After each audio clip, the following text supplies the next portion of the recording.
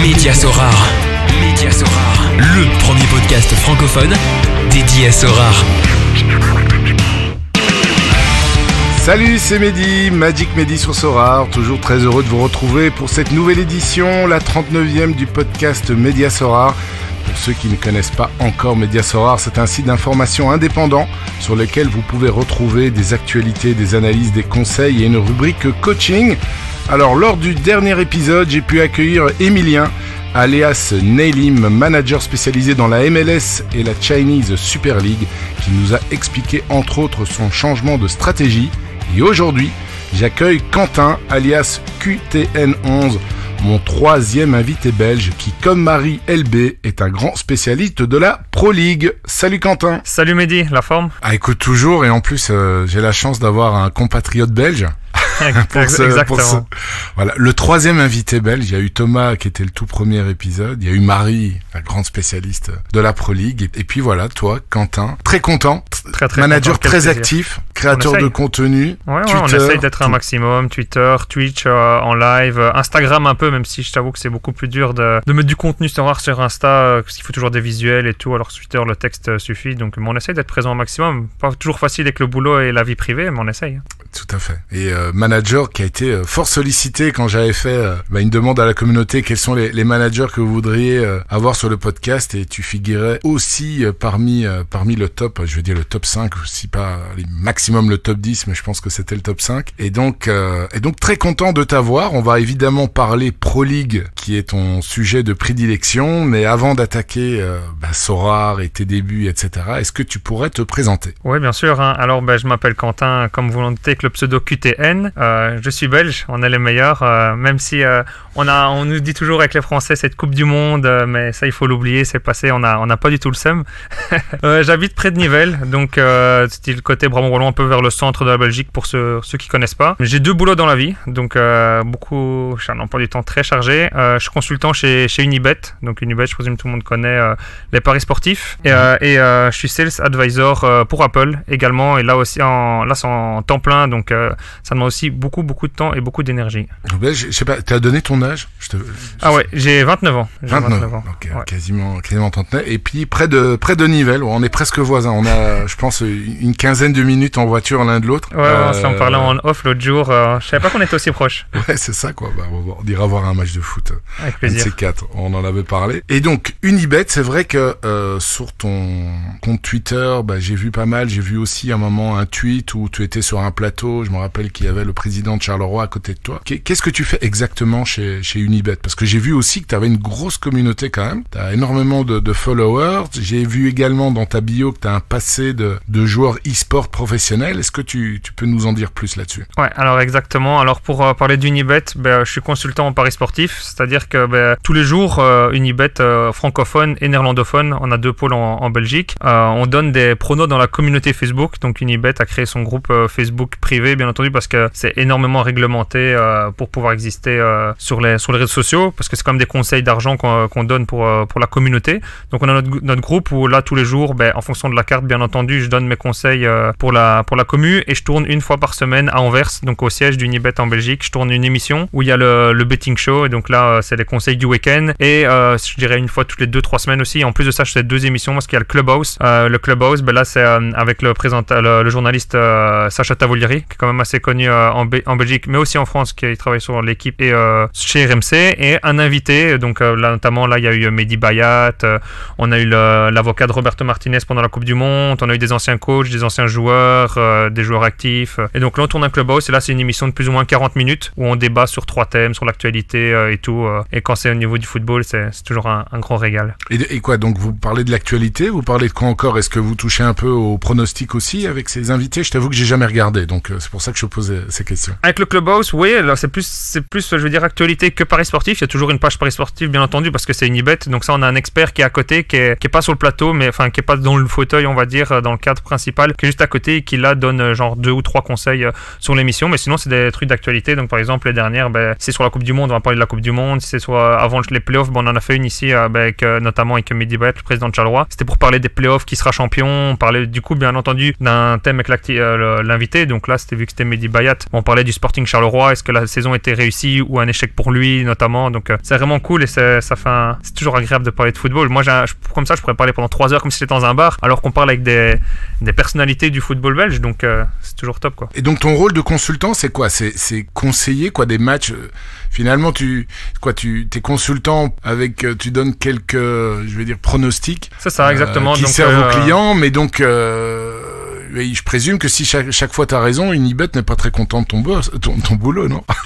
C'était justement, parce que là c'est déjà la 4e saison que je travaille comme ça en tant que consultant pour Unibet, et au début la première saison je les ai interpellés, je leur ai dit mais comment vous faites, parce que moi mon but c'est de gagner et Unibet veut que j'ai réussi une image où je dois avoir un taux de réussite assez important, et je leur dis mais alors, tu vois, les gens qui parient ils sont en négatif et ils diront toujours un truc, et c'est vrai ce qu'ils m'ont dit, c'est qu'il faut pas oublier un truc, c'est que les gens, beaucoup de parieurs, le plus important, et ça c'est les gens comprennent pas, c'est la gestion de la bankroll, ça c'est un autre débat, et donc c'est la gestion de son argent et son capital qui est très important, et ils vont suivre mes conseils. Ils gagneront pas toujours, bien entendu, parce que je suis pas parfait, sinon je travaillerais pas chez Unibet, je serais millionnaire et je vivrais sur mon île, tu vois. Mais avec mes conseils, après ce qu'ils vont faire, ils vont toujours avoir envie de jouer, tu vois. Et il faut pas jouer, pour moi c'est mon dicton préféré dans les paris sportifs, c'est jouer pour gagner et pas jouer pour jouer. Et les gens ils vont gagner, ils vont dire oh ben ouais j'ai gagné, je vais encore jouer, et c'est avec leurs conseils ou c'est avec leurs pronos qu'ils vont faire, je veux dire, dans la hâte, la précipitation, que là ils perdront leur argent, tu vois. C'est ça que c'est très important, la gestion est très importante. C'était un sujet justement, gestion de la bankroll, et je me rappelle plus de l'invité, mais ça a été un mot, une expression qui a été sortie aussi lors d'un podcast, de bien gérer sa bankroll aussi pour Sorare. Donc exactement. Tu fais ça depuis 4 ans, et comment est-ce que t'es arrivé là-dedans? J'étais influenceur, j'aime pas trop le mot influenceur, mais j'étais plus créateur de contenu, on va dire, dans les paris sportifs. Donc j'étais à l'UNIF à Louvain-la-Neuve, que tu connais sûrement, et j'avais mon petit studio dans ma petite chambre, donc j'avais du temps, et je faisais mes pronos pour moi, et puis mes potes ils disaient toujours ouais tu paries quoi, donc j'ai créé ma page Facebook. Au début j'avais 2 likes, c'était genre mon père et un pote qui mettaient des likes, ça c'était vraiment parti de là. Pour te soutenir. Ah ouais, vraiment ça, mais j'ai fait ça petit à petit, et je suis monté à plus de 18 000 abonnés. Puis après Facebook, qui est vraiment contre les paris sportifs et tout ça, c'est vraiment réglementé d'une manière très, très étrange, et ils ont supprimé ma page. Donc après là j'ai eu la force quand même de revenir avec 0 abonnés, donc j'ai recréé une page, puis j'ai créé un compte, il y avait Snapchat, Twitter, il y avait Instagram, j'avais créé mon site internet moi aussi tout seul, donc j'étais créé comme ça. Et puis j'avais vu un tweet de Sacha Tavolieri, notamment le journaliste, qui mettait ouais ceux qui s'y connaissent en paris sportif et en football belge, envoyez-moi un mail à cette adresse là. Donc j'ai envoyé un mail, et il fallait se filmer pendant 10 minutes, analyser un match de foot et expliquer son analyse et tout, et il y a eu plus de 200 candidatures et il y en a que 2 qui ont été sélectionnés, et j'ai eu la chance d'être dans les 2 sélectionnés. Ok, super, donc c'est bien. Et donc oui, Sacha Tavolieri moi je le suis aussi sur Twitter, parce qu'il y a il y a souvent des infos importantes. Il est d'origine italienne, non? Exactement, ouais. Parce qu'il a quand même pas mal d'infos aussi, je trouve, sur des joueurs italiens, sur le championnat italien, et puis évidemment sur la Pro League aussi. Sur la Pro League aussi, ouais, et notamment la région de Liège, parce qu'il vient de Liège, mais c'est l'avantage, c'est qu'en plus d'être un collègue, c'est devenu un ami, donc c'est toujours top. Donc c'est bien, donc t'as pas mal d'inside info alors. Exactement. Ça peut servir surtout dans Sorare. Et alors, tout à l'heure, je disais aussi que dans ta bio, j'avais vu que t'étais un ancien joueur e-sport pro. Exactement, ouais. Et donc j'ai l'amour du football partout. Depuis tout petit, j'ai joué à la console de jeu, on a joué à PES, on a joué à FIFA, puis après du coup on se donne à fond. J'avais quand même un bon niveau, j'ai représenté l'UC Louvain, notamment au tournoi interuniversitaire, où il y avait le joueur d'Anderlecht, le joueur de Charleroi et le joueur de Zult. À ce moment-là, j'ai perdu en finale de ce tournoi-là, alors que là je jouais pour moi et tout lambda. J'ai gagné aussi des tournois, on sait que les tournois chez nous en Belgique, les tournois Mediamarkt, il y a quand même avec pas mal d'engouement là-dessus. J'ai joué aussi des tournois Mediamarkt que j'ai gagné, et là j'ai été contacté par le club de Bruges pour jouer la saison, c'était en 2020, donc c'était il y a 2 ans, c'était à FIFA il y a 2 ans, et c'était vraiment une belle expérience. C'est beaucoup de pression, c'est un autre monde et tout, mais ouais, j'ai eu cette opportunité de jouer pendant 1 an le championnat de Belgique de FIFA, c'était quand même vachement sympa et ça fait une belle expérience. Et donc tu représentais Bruges, et vous êtes combien de joueurs comme ça? Tu es le seul à représenter le club de Bruges, ou bien vous êtes plusieurs? Ouais, à ce moment-là j'étais le seul à représenter le club de Bruges. Maintenant je suis plus trop, je t'avoue, la scène FIFA, parce que j'ai vraiment mis ça de côté, mais maintenant je sais qu'ils ont un joueur principal avec un backup qui est là, notamment soit pour les entraînements, soit pour si l'autre est absent et tout, mais ouais, j'étais le seul à représenter le club de Bruges. J'ai fait le championnat de Belgique, et donc chaque club avait son propre joueur. Ok, et quoi, et vous jouiez les matchs suivant le calendrier? Exactement. Donc si c'était Bruges-Anderlecht en vrai, tu jouais contre le représentant d'Anderlecht, quoi. C'est ça, mais pas en aller-retour, donc on a commencé ça au mois de décembre, dès que le deuxième tour on va dire, au vrai foot commençait, dès que le deuxième tour commençait, nous, on le faisait sur la console et on suivait le calendrier. Donc, si Anderlecht jouait contre Bruges, après, je jouais contre le joueur e-sport d'Anderlecht. Et comment ça se passe brièvement? Alors, vous jouez où? Vous êtes dans une pièce spéciale ou vous êtes dans un studio? Comment est-ce que ça se passe? Ça dépend de... Moi, je t'ai dit que j'ai eu, pas entre guillemets la malchance, mais c'était pendant le Covid, tu vois, c'était l'année du Covid. Donc, moi, au début, il y en a qui jouaient de leur chambre, il y en a qui jouaient... Moi, j'avais le club de Bruges, c'est quand même un des plus grands clubs de Belgique, donc le club de Bruges qui m'avait mis sa propre salle, j'avais ma propre salle dans le stade, donc ça, c'était vachement cool. Génial. Maintenant, je t'avoue que pour un match de 20 minutes, faire 1h15, 1h30 de route, aller et puis encore retour pour jouer un match de 20 minutes, Ah ouais, c'est clair. c'était pas l'idéal. Ah ouais, c'est 20 minutes. Ah ouais. C'est vraiment rapide, quoi. Ah ouais. Maintenant, il y avait aussi les problèmes du début, parce que c'était vraiment la première grosse année. Enfin, il y avait eu avant, mais c'était vraiment une année où ils ont vraiment mis le paquet niveau, on va dire, infrastructure et tout pour que ça se déroule bien. Mais la Pro League avait des fois des retards dans les horaires. Au début, c'était compliqué. On en est là, donc je faisais 1h20 de route, j'attendais 2 heures, je jouais 20 minutes, puis après je devais refaire 1h20. Donc après, Bruges m'a donné tout le setup et je faisais les matchs depuis chez moi, quoi. Et donc, par exemple, si tu jouais contre Anderlecht, ton adversaire, lui, se trouvait soit chez lui ou soit dans le stade? Ouais, c'est ça, exactement. Donc, je l'avais pas en face de moi. Je veux dire, c'était pas comme une LAN où là, on fait un tournoi et on joue tous l'un contre l'autre sur le même écran ou un écran juste en face. Donc là, lui était chez lui, il pouvait se trouver à des centaines de kilomètres de moi, par exemple. Et c'était rémunéré, évidemment. Ouais, ça, attention que c'était pas... Ça dépendait du club. Moi, j'étais rémunéré au club de Bruges, mais je sais qu'il y en a beaucoup, même du championnat de Belgique, qui le faisaient bénévolement. Et justement, ça a posé souci l'année où je suis parti, parce que je sais que dans d'autres clubs, il y en a qui étaient rémunérés, mais en fait, c'est aussi pour ça que j'ai arrêté, parce que pour moi, il n'y a pas vraiment d'avenir là-dessus, surtout en Belgique, c'est mal encadré, c'est mal géré et tout de manière générale. Donc, je sais qu'il y avait des clubs qui voulaient licencier leurs joueurs parce qu'il y avait des joueurs qui postulaient et qui voulaient bien le faire bénévolement, tu vois. Donc, c'était vraiment un peu un monde compliqué, je trouve. Ah, ok. Et donc, t'as fait ça 1 an? J'ai fait ça 1 an, exactement, ouais. Et t'avais terminé quantième? Alors là, c'est vraiment la pire des illusions parce que c'était ma première, c'était mon seul truc, je veux dire, au niveau. Et tout le monde, je veux dire, je suis arrivé, les autres, ils avaient déjà de l'expérience, ils avaient déjà fait le championnat de Belgique. Tout le monde me mettait genre dernier ou avant-dernier. C'était le top 8 pour les playoffs. J'étais dans le top 8 toute la saison. Et à la dernière journée du championnat, j'ai fini 9ème en encaissant à la 93ème. Donc pour les Français, à la 90 plus 3. Le goal qui m'élimine des playoffs. Ouais, sans ce goal-là encaissé, j'étais dans les playoffs. Donc ouais, là, c'était... Tout le monde m'a dit, mais t'as fait une belle saison et tout, t'as été dans les playoffs tout le temps. Honnêtement, on te voyait pas là parce que tu venais d'arriver. Mais je t'avoue que j'ai quand même eu ce goût amer pendant très longtemps d'être sorti des playoffs au dernier moment, quoi. Bon, bah écoute, c'est chouette. C'est génial comme expérience. Et donc, il y avait pas mal de personnes aussi. Tu faisais du Twitch aussi par rapport à ça ou pas trop? Ben, c'est de là que vient essentiellement ma communauté Twitter, hein. C'est du monde de FIFA où je faisais énormément de création de contenu sur Twitter et je faisais aussi des live Twitch pour les FUT Champions, notamment le week-end. Je faisais des live Twitch parce que j'ai fait de l'achat-revente, donc ouais, c'est vraiment pour des conseils achat-revente et tout que ma commu est montée sur Twitter. Et donc pour revenir et terminer la parenthèse Unibet, consultant, c'est vraiment spécialisé championnat belge. Spécialisé football. Aussi à d'autres. Ah, football, donc ouais, vraiment football. En général, quoi. Ouais, football en général. Donc je peux parier par exemple ici. J'ai tourné une émission aujourd'hui. J'ai donné des conseils sur la G-League, tu vois, parce que avec Sorar et même avant Sorar, je suivais déjà la G-League pour les paris sportifs. Donc ouais, ça m'arrive de donner des conseils de pronos sur la G-League, sur la MLS, sur la K-League, sur ça peut être un championnat bulgare et tout, tu vois. Et mais tu peux parier, toi, en tant que consultant Unibet? Bien sûr. Ouais, okay. Je peux parier, mais je peux parier que sur Unibet, ce qui est logique pour la concurrence et tout, quoi. Ok, bah écoute, belle présentation ça, Quentin. Donc emploi du temps bien chargé. Est-ce que tu as encore de la place pour des passions là-dedans? Oui, certainement. Ben oui, hein, la passion, notamment le football. Hein, ça a toujours été le football depuis tout petit. Ici, j'ai joué au foot. J'ai arrêté l'année dernière. Donc ça va faire 1 an que j'ai arrêté le foot parce que notamment avec l'emploi du temps, 2 boulots, poser des projets et tout à côté, c'était pas évident. Je trouve que ça me mangeait énormément de temps, 2 entraînements semaine plus un match. Donc après 25 ans de football, j'ai mis stop. Et donc quand j'étais jeune, les jeux vidéo, maintenant j'ai remplacé ça par le travail notamment parce que c'est toujours... toi, j'ai pas l'impression de travailler en allant chez Unibet alors que je travaille. Toi, c'est faire de sa passion son travail. Pour moi, c'est le but ultime. Puis j'ai Sorar qui me demande pas mal de temps aussi. Et notamment, j'essaie d'aller avoir un maximum de matchs dès que j'ai l'opportunité ou quoi dans les stades en Belgique parce que j'adore le foot, j'adore le championnat belge. Donc si je pouvais y aller, je veux dire 2 fois par week-end, j'irais 2 fois par week-end, si c'était possible, mais malheureusement... c'est possible. Hein. Ouais, mais alors après, madame et tout, ça va pas Ah, être voilà, c'est voilà, passer du temps avec, ça- c'est logique, quoi. Ça, c'est autre chose. Ouais, c'est autre Ça- chose. Ouais, tout à fait. Mais sinon, voyager, découvrir de nouvelles choses. J'aime bien profiter de la vie. Donc, dès que j'ai un week-end ou un moment de possible, si je peux aller à Paris, à Disneyland, à Disney, si je peux aller, je sais pas moi, quelque part, visiter quelque part, faire un moment quoi, avec ma famille, mes proches, madame ou quoi, c'est toujours cool, quoi.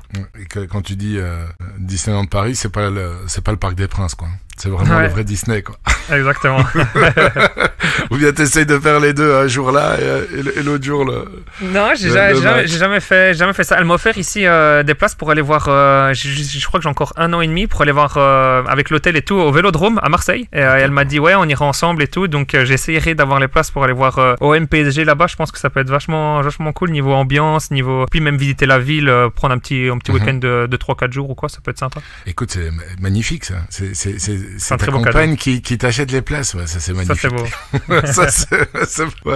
C'est très très beau. Bah écoute, c'est cool. Je voulais savoir quand tu joues au foot, t'as joué quoi, à un niveau gentil ou bien t'as joué à un bon niveau? Là, toi qui connais sûrement en Belgique, au début je jouais à Villers-la-Ville, puis après là j'ai été champion en minime, donc la première année sur le grand terrain. J'ai le RJ Wavre que tu connais sûrement qui m'a demandé, donc là j'ai réfléchi, j'ai été faire le match test et tout, ils ont voulu que j'aille là-bas, donc j'ai été là-bas. J'ai joué notamment contre Christian Benteke, contre le frère de Lukaku et tout, j'ai joué contre Anderlecht, Standard, Charleroi et tout. Ah ouais, sympa. Là, ouais, c'était sympa, mais là je me suis blessé 1 an, j'ai eu l'os Gauchelateur, donc c'est trop d'activité physique et croissance en même temps, donc une boule en dessous des 2 genoux, donc là j'arrive en première secondaire, donc je crois que c'est le lycée qu'ils appellent ça en France, première année au lycée, ou je sais pas comment ils appellent ça. Ouais, c'est ça, c'est le 12 ans. Ouais, c'est ça, j'arrivais là, donc c'était la cantine avec les frites, les crasses et tout, donc j'ai pris 10 kilos, tu vois, à ma stage là c'est Ah, fatal. carrément. Ouais, parce que plus de sport, en fait je pouvais même plus courir dans la rue, si avec le truc que j'avais, je Ah devais ouais, mettre je des vois, patchs mais tous les jours sur mon genou.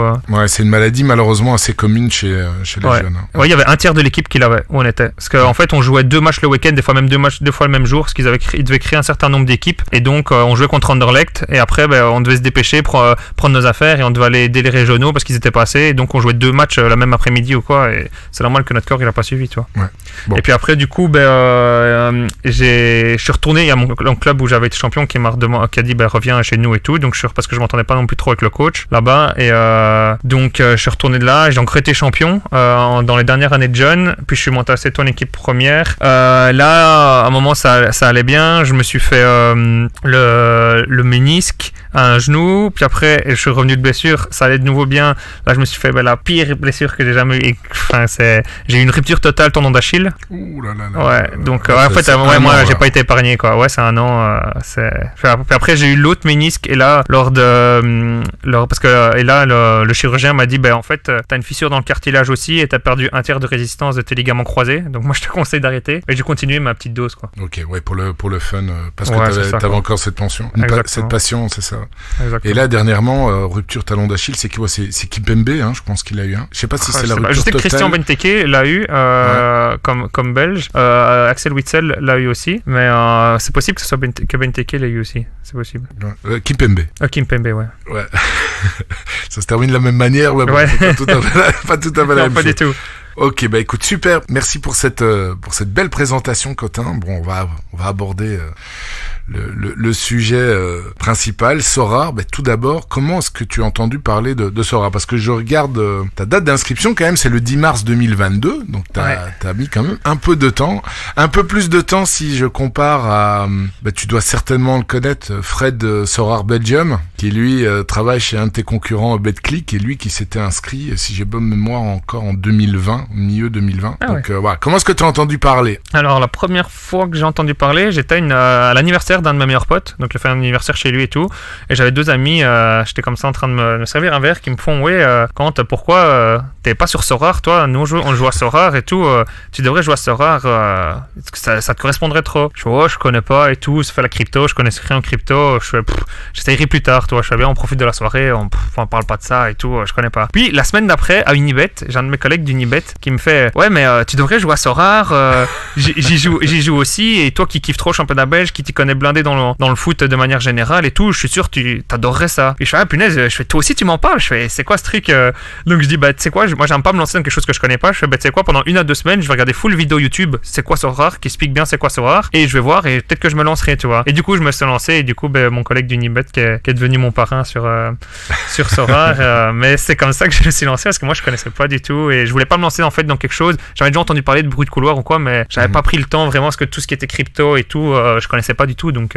Je vois. Et donc t'avais pas du tout entendu parler avant début 2022. Pas du tout. Ok. Mais donc voilà, tu t'es inscrit donc si c'est correct le 10 mars 2022. Ça, ouais. Explique un peu tes débuts. Parce que là, c'était mars 2022. Ouais. Là, si je me rappelle bien, on était au top du top au niveau des prix. Ouais, m'en parle pas.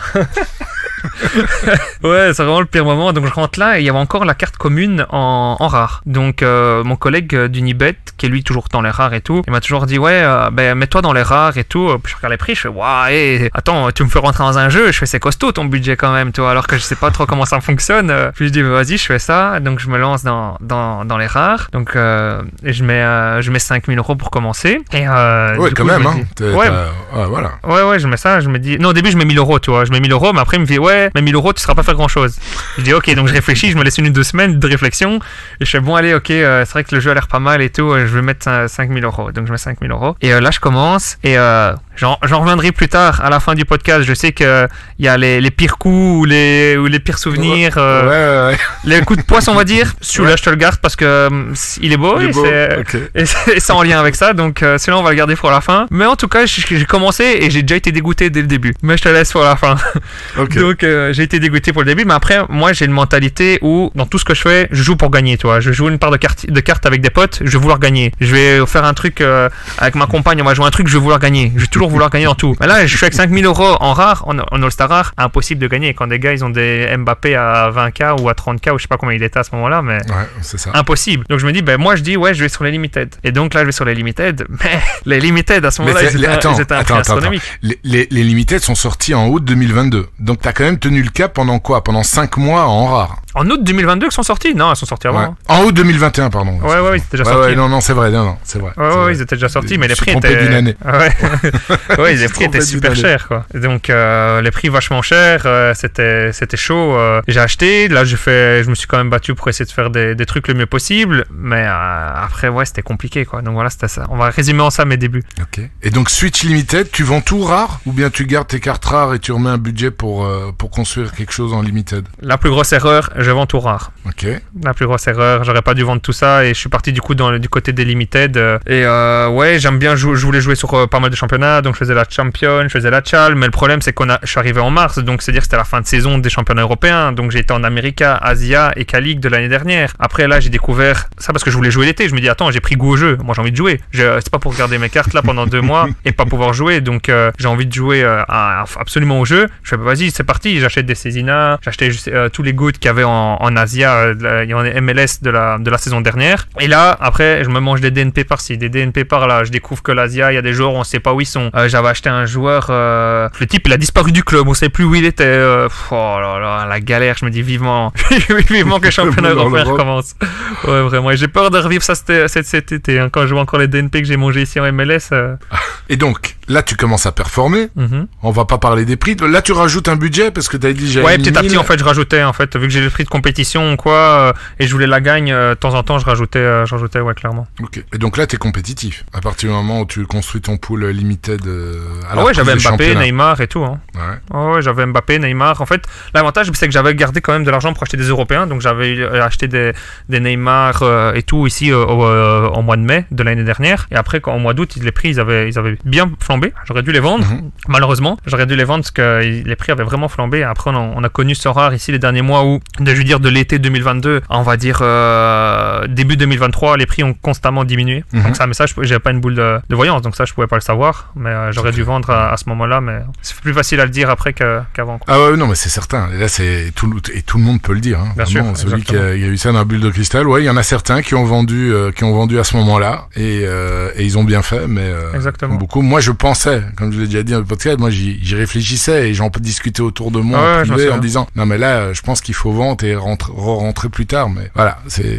comme tu dis, c'est plus facile à dire qu'à faire. Et j'ai pas présenté ta galerie. Aujourd'hui tu as beaucoup de cartes, hein. T'as quand même les méthodes, j'ai beaucoup de cartes 193, bon je vais parler en belge, 193 cartes limited, 42 cartes rares et 9 cartes super rares. Donc là tu vas peut-être en parler un peu tout à l'heure parce que c'est une stratégie assez récente que tu as appliquée. T'as quand même gagné 289 rewards, 4 premières places, ce qui est quand même très très beau. T'as une galerie aujourd'hui, on sait très bien que c'est très aléatoire et que ça veut rien dire, mais bon, un peu plus de 7 Ethers, donc équivalent plus ou moins de $13,000, et t'as un reward winning line-up de 28,12%, qui est quand même un très très beau chiffre. C'est même assez rare. Mais tu sais, on a quasiment le même. Ouais. Ah, c'est beau. J'ai dit 28. Tu sais, je te jure, je me suis dit, mais tiens, est-ce que c'est pas ma galerie? Non, en fait, moi, je suis à non, 28, j'ai pas ta galerie, malheureusement. Je suis à 28.3. Donc, on est dans les 28%, ça reste quand même très très beau. Et donc, 289 rewards, c'est quand même énorme. Donc tu es là, tu performes, t'es content, mais en même temps tu regardes la valeur galerie qui dégringole, ou bien comment est-ce que tu réagis à ce moment-là? Ouais, mais en fait je suis content, mais le problème c'est que c'était encore l'époque des T1, T2, T3. Tu gagnais une T3, elle valait quoi? Elle valait 1 euro. Ouais, c'est bien beau, mais mes cartes elles continuent à diminuer en valeur, mais je gagne une T3 limitée d'1 euro, où je gagnais des T1 ou des T2 ou des stars. Mais je dirais, elles pas une valeur, je trouvais assez incroyable. Donc ouais, ici j'ai fait le choix petit à petit de retourner en rare, notamment pour viser les paliers des $50. Donc là c'était en All-Star, puis après Sorare a mis sa nouvelle règle où c'était plus en All-Star, c'était la cap 240. Je me dis c'est pas grave, je restais en cap 240 rare. Je vais du coup aussi essayer de tenter la 240 limited. Et ici maintenant j'ai vraiment envie de tenter la cap 240 SR. Maintenant j'ai changé complètement de philosophie, de manière de jeu. Et maintenant je vais vraiment essayer de viser le rendement avec les paliers, ce qui je trouve pour moi est la meilleure des solutions quand on voit le prix des récompenses des cartes, sachant que des fois on n'arrive pas à vendre sa carte. J'ai gagné des cartes que je les ai mis au floor price et en dessous des dernières ventes pendant des semaines, et des fois j'avais zéro offre parce que le joueur n'intéressait pas ou autre. Donc ouais, je vais essayer vraiment maintenant de me focus à fond sur les rendements et la cap 240 et être prêt pour la rentrée, parce que je vais me spécialiser uniquement dans cap 240 rare et SR en Pro League. Parce que je vais utiliser justement toutes mes connaissances, notamment pour éviter les DNP un maximum, pour utiliser l'analyse de match-up, parce que moi je fonctionne énormément sur l'analyse de match-up, on pourra en revenir plus tard ou quoi par après. Ouais. Mais je me focus énormément sur l'analyse des match-up, donc tout ce qui est analyse data et tout, notamment en lien avec mon job d'Unibet et les sites que j'utilise, et aussi viser le rendement sur un championnat que je connais et donc qui me permettra de performer j'espère plus facilement entre guillemets, parce que en fait d'avoir plus de probabilité de toucher les 250 points, donc le palier. Donc c'est pour ça que petit à petit je vais en SR sur la Pro League. Ok, mais uniquement donc sur la Pro League. Uniquement Pro League.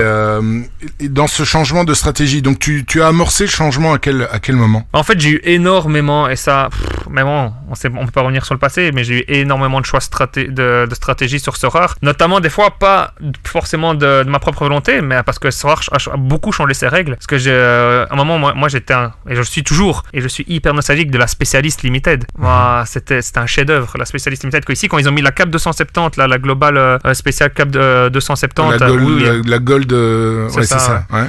On se confond, la golden cap 270, c'est ça. C'est ça exactement. Ouais. Mais j'ai vu, tout Twitter il s'enflammait, tout Twitter était content, il y avait une hype incroyable sur cette compétition là. Tout le monde disait ouais je la joue, je me focus dedans et tout. D'office pas tout le monde n'allait perdre dessus, mais voir cet engouement et voir tout le monde se focus sur une compétition et tout le monde se dire ouais allez je veux la gagner et tout, il y a des gros prix à récompenser, ça m'a trop rappelé les bons souvenirs de la spécialiste. Ça, je trouve que Sorare devrait mettre ça plus souvent. Donc ouais, j'étais à fond sur la spécialiste, puis après j'ai voulu passer en palier All-Star rare, puis après là ils ont instauré la cap 240, puis après j'ai eu le play Orcel, qui pour moi au début j'étais contre, mais après réflexion je suis pour, c'est vraiment bien pour réguler le marché et tout. Le play Orcel, c'est ça, le list of play. Mais moi avant j'avais une stratégie qui était contre ça, tu vois. En fait j'avais des joueurs que je vendais mais que j'avais plus forcément dans mon club, tu vois, et que je vendais dans la hype et tout. Et maintenant par contre il y a le pire truc qu'ils ont mis, c'est la taxe quoi. Ouais. Ah ouais, la taxe allez, c'était déjà le truc que j'ai testé le plus sur FIFA mais là c'était du crédit virtuel quoi. Ici c'est mon propre argent et on pose encore les 5% sur la vente de joueurs. Alors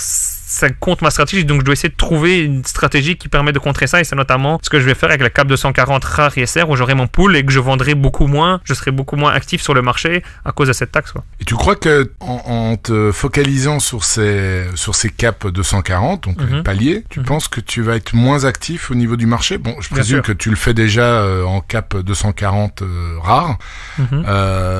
T'es moins actif. Quand tu fais tes line-up, tu te focalises d'abord. C'est la première line-up que tu alignes, c'est ta cap. C'est ça, exactement. Maintenant, avant non, clairement. Et maintenant, dans ma stratégie, ça va clairement être aussi dans ma vision de maintenant. Avant, j'étais plus dans allez, je veux performer, je veux gagner absolument, tout ça. Mais maintenant, je vais être avant, c'était plus, je veux dire, de l'amusement entre guillemets. Pendant un an, je me suis amusé, mais j'ai perdu de l'argent, j'ai perdu des trucs avec notamment les prix qui ont chuté, comme tout le monde a perdu de l'argent avec la chute des prix, mais j'étais plus dans cet esprit de je veux m'amuser et je veux être un compétiteur à fond. Maintenant je vais être plus dans cette idée de rendement, de rentabiliser un maximum avec les caps 240. Donc la cap 240 est la première équipe que je valide maintenant sur chacune des Game Week, même en limited. Mais la limited je la garde, c'est pour ça notamment le nombre de cartes, parce que je la garde, parce que je veux toujours avoir, je peux pas ne pas jouer la gagne dans des compétitions. Je veux toujours avoir cette âme de compétiteur, et donc je garde les limited pour ça. C'est très logique. Et par rapport au SR, enfin moi j'ai une stratégie un peu différente parce que j'aligne en cap. En fait, j'ai aussi changé de stratégie. Au début, je me dis je vais revenir, je vais me focaliser là-dessus. Puis finalement, ce sont les dernières teams, je pense que je fais avec le reste. Mais ça demande quand même une certaine adaptation parce que cap 240 évidemment SR, j'ai moins de SR, beaucoup moins de SR que de rare. Ça me demande quand même de temps en temps, je dis pas à chaque game week, mais quand même de temps en temps de m'adapter et de devoir malheureusement vendre des cartes,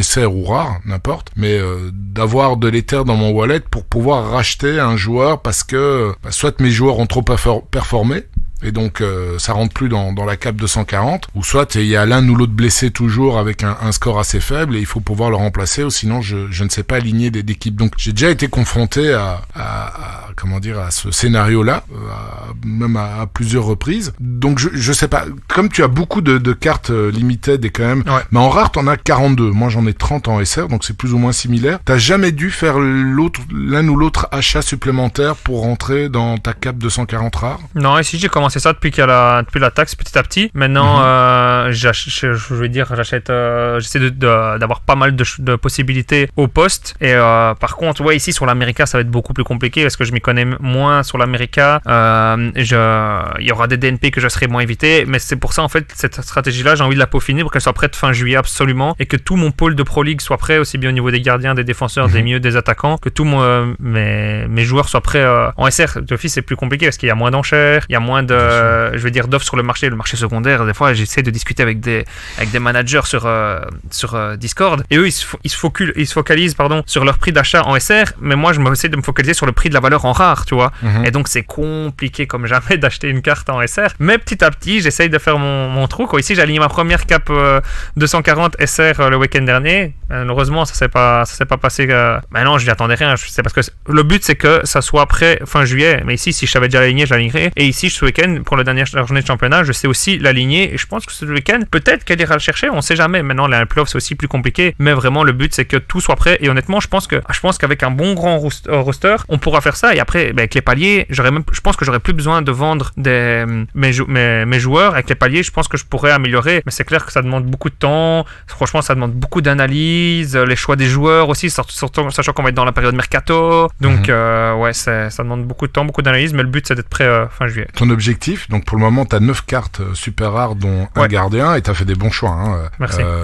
Tu as Mignolet, évidemment. Bon, on va revenir tout à l'heure, parce qu'évidemment, le sujet de prédilection, ça sera juste après, et ça sera la Pro League, et tu vas nous expliquer un peu les infos que tu as reçues en coulisses au niveau du mercato. Donc, tu as un gardien, un Mignolet, et tu as, comme défenseur pour le moment, on va tous les citer. Ah bah, tu as uniquement Denis Odoi. J'ai uniquement Odoi qui a acheté je l'ai acheté moins de 100 €, et c'est vraiment ici, c'était pour les 2 game week ici. Et pourquoi pas, il a encore un an de contrat à Bruges, donc pourquoi pas, il peut encore être un backup, sachant que Bruges aura 3 compétitions l'année prochaine, donc il peut encore être un backup pour moins de 100 €. Je pense que c'était quand même un coup à tenter. Donc en milieu de terrain, t'as pris Bernier, je présume aussi parce que son prix était était assez faible aussi? Non, j'ai pris Bernier, déjà parce que son prix était très très faible, mais aussi surtout parce que Serein descend et le Sporting de Charleroi l'a acheté. C'est pas encore officiel par le club, mais c'était officiel par Mehdi Bayat, le président. Donc Charleroi l'a acheté. J'ai pu parler avec Mehdi Bayat, qui est vraiment hyper enthousiaste à propos du joueur, qui adore le joueur, qui adore le toucher de balle du joueur. Il m'a aussi dit une info, c'est que Mazou le voulait absolument dans les autres clubs où il était. Donc quand Mazou était à l'Union, il voulait Bernier. Quand Mazou était à Genk, il voulait Bernier. Donc maintenant Mazou à Charleroi, il a eu Bernier. Autant dire que je pense que Bernier il aura du temps de jeu. Ah bah écoute, c'est une super info déjà. Et je l'ai eu vraiment pas cher, donc...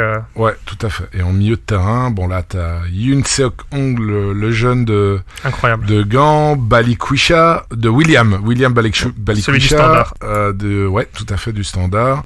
Girkens, qui est quand même un très bon joueur aussi. Et puis en attaque, t'as Vincent Janssen, très efficace, avec Youssouf Badji, à voir ce que ça a donné, parce que c'était un peu en dents de scie cette saison. Et puis t'as fait un pari sur Yaremchuk. Tu sens qu'il va ressusciter, mais peut-être pas à Bruges. Tu le vois atterrir autre part. Ouais, en fait, le truc c'est que j'ai fait un pari sur Yaremchuk aussi pour les 2 game week ici, mais pour le futur, parce que quand tu es le transfert historique du championnat belge, que tu mets autant d'argent dans Yaremchuk, c'est 17 millions d'euros. C'est incroyable la somme que Bruges a mis. Ouais. T'es obligé de le faire jouer, parce que s'il met une somme comme ça pour le transfert, le salaire, je pense qu'il est sûrement un des top 3 des salaires du club, si pas le top 1. Donc ils ont mis tellement d'argent qu'ils sont obligés de le faire jouer, et je pense qu'avec un nouveau coach et tout, la dynamique et la sauce peut mieux prendre. Donc lui, si je peux le vendre avec une plus-value, je le vendrai peut-être, honnêtement. Donc là, il est listé sur le marché des transferts avant que je valide ma line-up. Et encore, je vais peut-être le laisser parce que maintenant que j'ai Janssen en plus, donc ce sera Janssen qui sera aligné et pas Yaremchuk de toute façon pour ce week-end. Donc il sera encore aligné. Il sera encore en vente ce week-end. Si je sais le vendre, mais si je sais pas le vendre, honnêtement, ça me dérange pas parce que je pense qu'il y aura sûrement des coups à tenter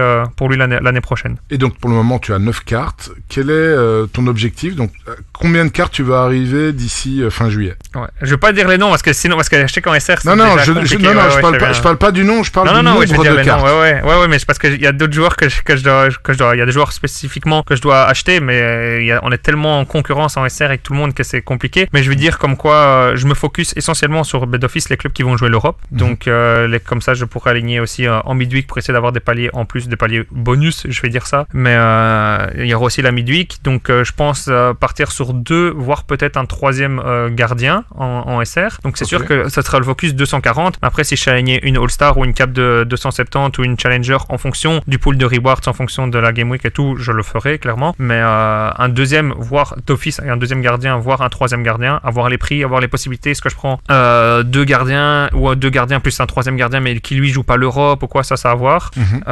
Pour les défenseurs, oui, clairement, je vais être sur plus ou moins une liste de 5 défenseurs. Et en milieu de terrain, pareil, plus ou moins 5 milieux de terrain. Et en attaquant, ça sera 3 ou 4.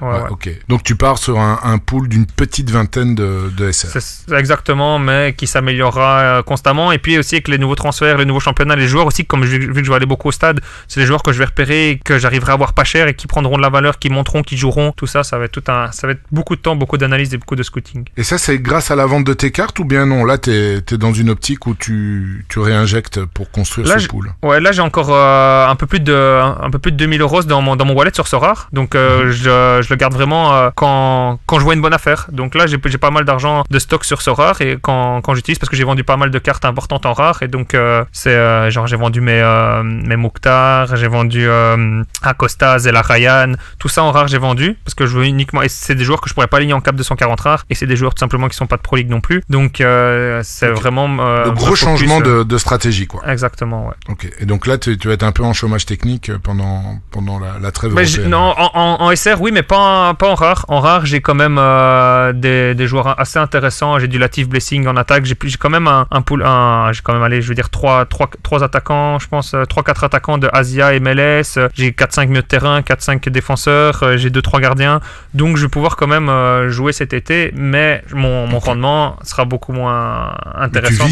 Tu vises la cap 240 rares et puis avec le reste peut-être une All-Star ou une cap 270 en fonction de pas mal de paramètres. Et essayer de jouer la win en limited pour rester compétitif et essayer de viser encore des top 1, quoi. Ouais.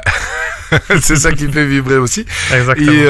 Et dernière question par rapport à tes objectifs et ton changement de stratégie. Quand tu cherches le rendement là, est-ce que c'est un rendement qui va te servir pour améliorer ta galerie, ou bien tu te dis non, là c'est bon, j'ai ça, et puis avec le rendement, ce que je gagne, je le retire? Non, ça va être pour améliorer ma galerie, parce que là, Storer, je trouve, va dans une bonne direction. Avant, je pense que si j'avais fait ces choix de stratégiques là il y a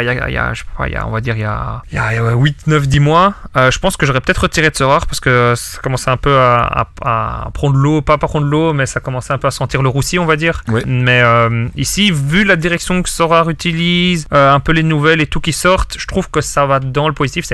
Tout n'est pas encore rose, ça on va pas se le cacher, mais je veux dire, c'est mieux. Donc je pense que oui, je me permettrais d'agrandir mon pôle en SR, clairement, pour avoir plus de chances de toucher le palier des $200, et qui sait un jour aller en unique.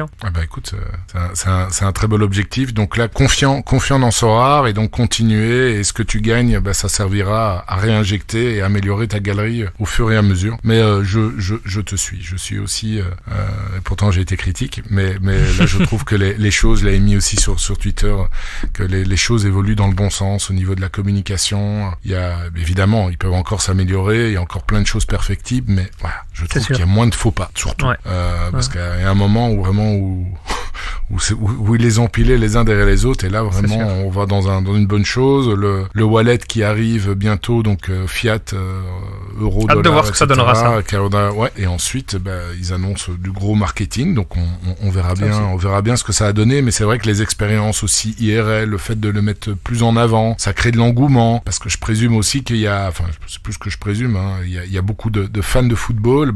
À partir du moment où tu agites des expériences comme ça exceptionnelles que tu ne peux pas acheter autre part, comme prendre l'avion avec Milan ou des choses comme ça, forcément ça va attirer des fans de football, et puis on verra bien ce que ça donnera au niveau des prix dans le futur, mais on le voit aussi par rapport au prix, les prix qui augmentent et tout.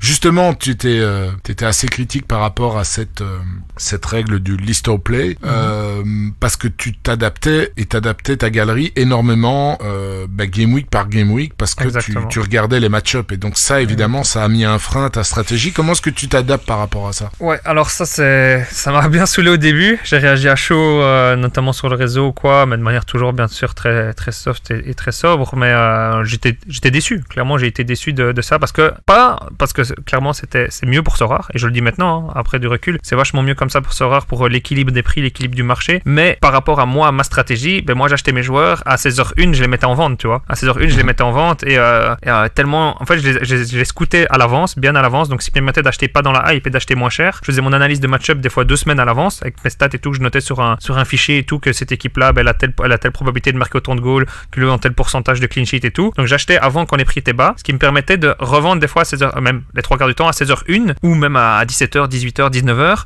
moins cher que le prix qu'il est, clairement, mais des fois même divisé par 2 par rapport au prix qu'il était à 15h, mais plus cher que ce que je l'avais acheté, tu vois. Et j'avais toujours ce joueur qui me rapportait des récompenses. Ouais. Donc ça, c'était ma stratégie, et à un moment, j'utilisais bien, elle fonctionnait super bien et tout, et clac, au moment où j'ai utilisé super bien, il publie ça. Ouais, je t'avoue que j'étais dégoûté. Mais maintenant, avec le recul, clairement, quand on voit la courbe du prix, on regarde le vendredi à 16h01, mais t'as beaucoup moins de joueurs en vente, et c'est mieux, tu vois. Certain.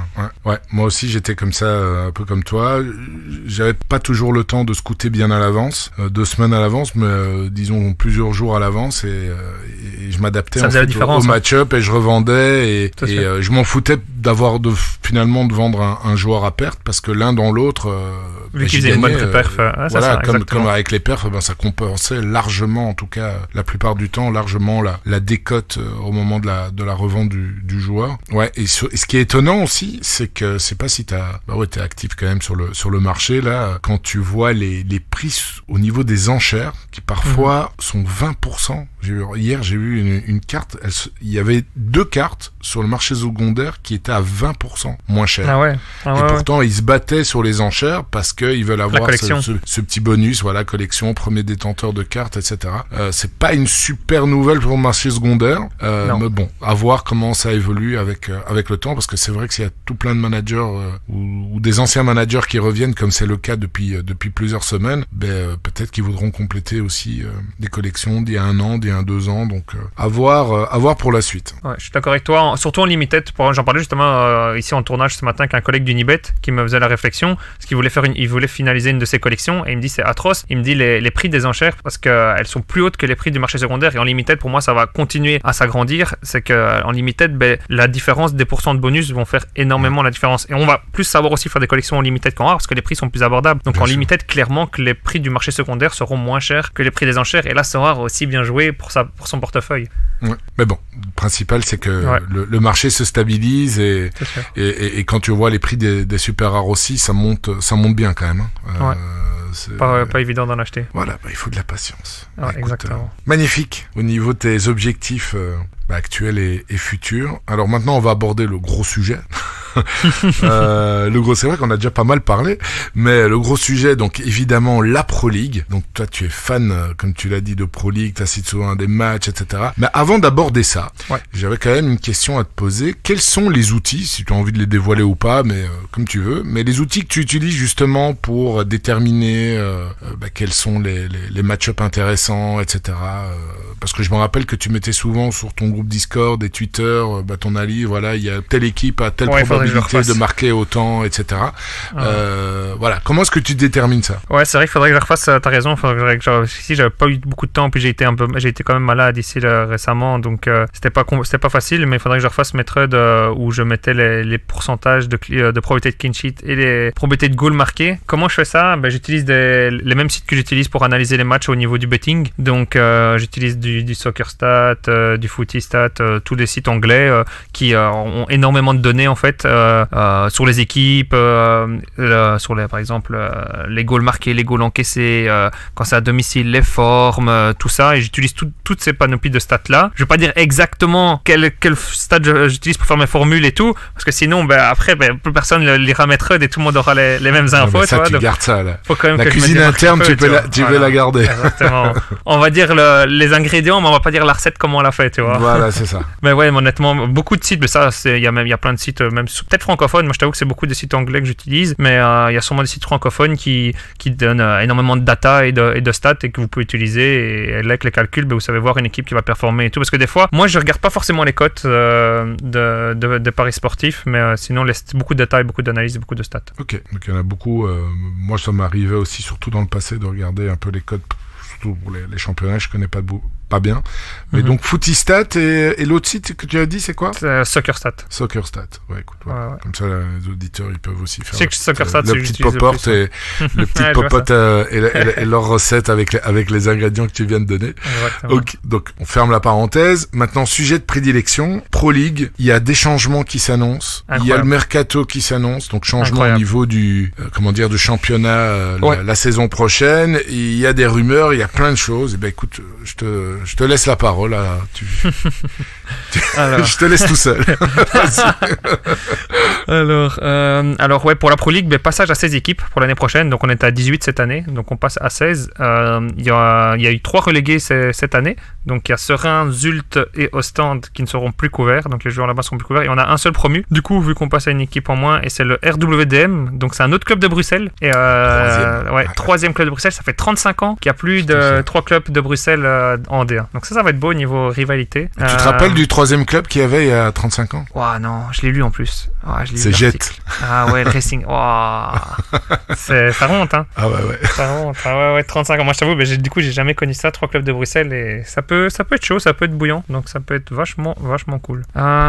Sinon, au niveau de l'Europe, pour la saison prochaine, gros changement cette année. On n'a plus le vainqueur qui est d'office dans les poules de la Ligue des Champions. Donc c'était le cas les années précédentes. Ce sera de nouveau le cas l'année d'après, donc pour la saison d'après. Donc celui qui sera champion la future saison aura directement sa place en Ligue des Champions. Donc ici, le vainqueur, du coup, ici, lors du tournage, on sait toujours pas qui c'est, parce qu'ils sont toujours serrés à 3. Donc l'Union, l'Antwerp et Genk, le vainqueur ira au dernier tour de la Ligue des Champions. Le deuxième fera le deuxième tour de la Ligue des Champions. Le vainqueur de la coupe, qui est l'Antwerp, sera le dernier tour de l'Europa. Maintenant, si l'Antwerp termine premier ou deuxième, du coup, l'Antwerp sera dans ces tours préliminaires de la Ligue des Champions, et c'est du coup le troisième qui bénéficiera de ce dernier tour de l'Europa. Europa. Le quatrième, on sait qui c'est Bruges, sera d'office dans le deuxième tour en Conference League. Et le cinquième des playoffs, donc le vainqueur des playoffs 2, c'est Gand, et qui sera aussi d'office dans le deuxième tour de la Conference League. Donc ça, c'est pour les places européennes. Donc deuxième tour, c'est déjà les poules ou bien non? Non. Deuxième tour, t'as le deuxième tour, puis t'as le troisième tour, et je crois que t'as le barrage. Hein. À voir s'il y a encore le barrage ou pas, mais ils ont au moins 2 tours à faire. Avant d'être dans les poules, quoi. Ah, quoi? Non. Le deuxième tour, c'est les poules, juste. Le deuxième tour, c'est les poules. Okay. Juste. Parce que j'avais vu justement les pots, une prévision des pots, et ils seraient tous les deux dans le pot 1. Donc ça peut être incroyable aussi au niveau des match-ups de Coupe d'Europe. Hein. Ouais, tout à fait. Ça peut être incroyable au niveau des match-ups de Coupe d'Europe, c'est que Bruges et Gand seraient dans le pot 1, donc ils vont jouer normalement contre 3 équipes plus faibles qu'eux. Donc, pour les caps 240, des petits joueurs de Bruges. Donc c'est pour ça que t'as visé Bruges et Gand dans tes achats. Voilà. Je t'avoue que c'est mes deux collections qui sont déjà quasi finies en limited. C'est la collection de Bruges et la collection de Gand, parce que pour moi, eux, déjà l'année prochaine en championnat, ils vont être très très très très forts, et en plus de ça en Coupe d'Europe, ils vont être très très très très forts. Donc laissez-moi quand même le temps de finaliser, d'acheter mes joueurs. Mais c'est le petit tuyau. Bruges et Gand, pour moi, ça peut être top pour la saison prochaine. De toute façon, il y a 10 jours entre le. Non, il y a une semaine. Ouais, mais pour les rares et les SR, là aujourd'hui et la diffusion, donc t'as une semaine tranquille. Par contre, quand ça sera diffusé, évidemment, on connaîtra qui aura été champion de Belgique. Ça se joue d'ici 2 jours. Voilà, t'as un petit coup de cœur là entre les 3. L'Union, la vérité, l'Union, parce qu'ils méritent clairement. J'ai été voir, d'ailleurs, merci à Sorar qui m'a invité pour aller voir le match Antwerp-Union le week-end dernier. Mais si l'Antwerp gagnait, ils étaient champions chez eux, donc ça faisait 75 ans qu'ils n'avaient plus été champions de Division 1. Donc franchement, il y avait une adrénaline, une ambiance incroyable. S'ils avaient été champions, ça aurait été incroyable de vivre ça. Ils gagnaient 1-0, l'Union était à 10, et l'Union a mis le petit 1-1, le petit but qui les maintient pour être champion. Ils jouent contre Bruges à domicile. Je pense qu'ils vont gagner parce que Bruges déteste Antwerp, et je pense que même le coach de Bruges va faire jouer des tout jeunes. Je sais pas qui va faire jouer, mais honnêtement, il veut que ça soit l'Union champion, et l'Antwerp a pas encore gagné à Genk. Hein. Donc si l'Antwerp ne gagne pas, même match nul, et que l'Union gagne, c'est l'Union qui est champion. Et vu ce qu'il y a eu l'année dernière déjà avec Bruges, je pense qu'il le mérite clairement, l'Union champion. J'espère. On l'espère. Ouais. Bon, mais ça c'était pour le fait que ça sera diffusé dans une semaine et qu'on aura les réponses justement à toutes ces questions-là. Donc saison pro. Ça change. Ça change. Donc c'est retour des playoffs à 6 et non à 4. Donc très très important. Ici on avait des playoffs à 4, donc les 4 premiers et de la 5e à la 8e place. L'année prochaine ça change. Donc il dit aussi plus de matchs. Donc il dit 2 équipes, dit 4 matchs en plus. Donc il dit plus de matchs pour Sorare. Donc ça c'est intéressant. Retour des playoffs à 6. Et donc du coup après c'est de la 7e à la 12e place. Il y aura aussi les playoffs 2 avec du coup encore une place européenne à prendre. Donc on va dire que si un grand club rate un peu sa saison entre guillemets, passe en playoff 2, cette équipe là pour la fin des championnats où ça va être compliqué, il y aura pas forcément les autres championnats qui joueront, il y aura des fois que la Belgique par exemple en midweek ou quoi, ça peut être aussi intéressant. Et il y aura pas moins de matchs parce qu'on passe de 18 à 16. On passe de 18 à 16, mais on augmente les playoffs, donc au final ça revient au même. T'auras pas moins de matchs que l'année dernière. Donc il y en avait, cette année il y en avait 34, donc l'année prochaine il y en aura 30. En championnat, et ça. Puis ensuite il y aura 4 matchs en plus en playoff. Ouais, tout à fait. Donc il faut mieux viser sur les équipes qui vont se qualifier pour les playoffs. Ou sinon pour les autres équipes il y a 2 matchs en moins, quoi. C'est ça. Et t'auras par contre ils vont faire une nouvelle réforme. Donc ça c'est, le truc des playoffs là, ils l'avaient déjà fait dans le passé, donc c'est revenu à une ancienne formule. Mais ici ils vont faire un genre de mini championnat aussi pour les 4 derniers. Donc les 4 derniers auront un mini championnat où t'auras les 2 moins bons qui iront en division 2. Donc imagine tu termines dernier de ton championnat de la phase classique, tu peux encore te sauver. Donc les 2 derniers termineront en division 2 et le deuxième affrontera le 3e de la D2. Donc il y aura potentiellement 3 clubs de D1 qui descendront et 3 clubs de D2 qui pourront monter. Donc ça il faut faire vraiment attention. Donc sur les 4 bonnes équipes, donc sur les 4 il y en a une qui est sûre de sauver, il y en a une qui fera le barrage et puis il y en a 2 qui vont tomber. Exactement, ouais. Donc là dans les 4 derniers, si vous avez des joueurs des 4 derniers du championnat belge, faut être serein. Ça va être chaud. Ah ouais, ça va vraiment être chaud. Ok, super. Donc changement important. D'autres choses? Pour parler de la saison pro, moi clairement je vois le club de Bruges frapper un grand coup, notamment en plus de la conférence. Je vois le club de Bruges être vraiment fort, voir le grand favori du championnat. Ils ont une enveloppe de 20 millions d'euros pour le mercato qui est énorme. Ils ont piqué l'entraîneur du Standard, donc Ronny Deila, qui est un très très très bon coach, qui a fait un travail incroyable au Standard, qui a failli les qualifier en playoff 1 avec un groupe qui pour moi n'a même pas sa place en playoff 2 honnêtement, qui a vraiment un groupe, un effectif effectif assez faible et qui a réussi à faire des miracles avec ce groupe. Donc avec Bruges, avec le meilleur effectif du championnat, je pense qu'il peut faire des merveilles, à voir si la sauce prendra ou pas. T'as la Gantoise qui peut faire très mal aussi, je trouve. Au niveau, je fais vite un petit point vite fait en deux lignes de chaque club comme ça. T'as Genk, comme ça, si jamais il y en a qui ont des joueurs, ça peut être intéressant pour eux. T'as Genk qui pour moi sera en difficulté l'année prochaine. On l'a déjà vu sans Onuachu en partie en janvier. Ils ont fait le choix de l'argent au lieu du choix du sportif. Ça a été compliqué. Ici, ils vont perdre énormément de joueurs cadres et intéressants. Donc Genk, je pense que ça à voir comment ils vont recruter, honnêtement. L'Antwerp, par contre, sera très costaud l'année prochaine. S'ils sont pas champions cette saison, je pense que ça sera pas lever le pied, mais ils seront un peu plus sereins, un peu plus tranquilles pour la saison prochaine. Par contre, si c'est l'Union champion, l'Antwerp l'année prochaine, ça va être l'Antwerp contre Bruges, ça va être une bataille incroyable. Pour l'Union, très dur à dire.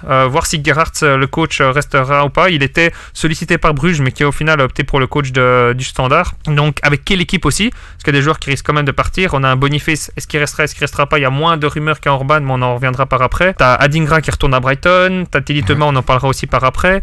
Donc ça va être chaud. Anderlecht, reconstruction complète. Ils ont déjà annoncé qu'ils doivent acheter 6 à 7 titulaires, donc ça va se battre pour les playoffs 1, mais ça pourrait être en playoff 2. Le Standard, pour moi, ça va être très compliqué. Il doit repartir de zéro, coach, effectif et tout. T'as tout le monde qui part, ça serait très très compliqué. Ce sera sûrement en playoff 2. Le Cercle de Bruges, très compliqué. Quid de Monaco? Parce qu'à Skip, Monaco veut vendre le Cercle de Bruges. Ils ont des très bons jeunes, le Cercle de Bruges. Lesquels resteront, lesquels partiront, lesquels iront à Monaco? C'est vraiment très compliqué à voir.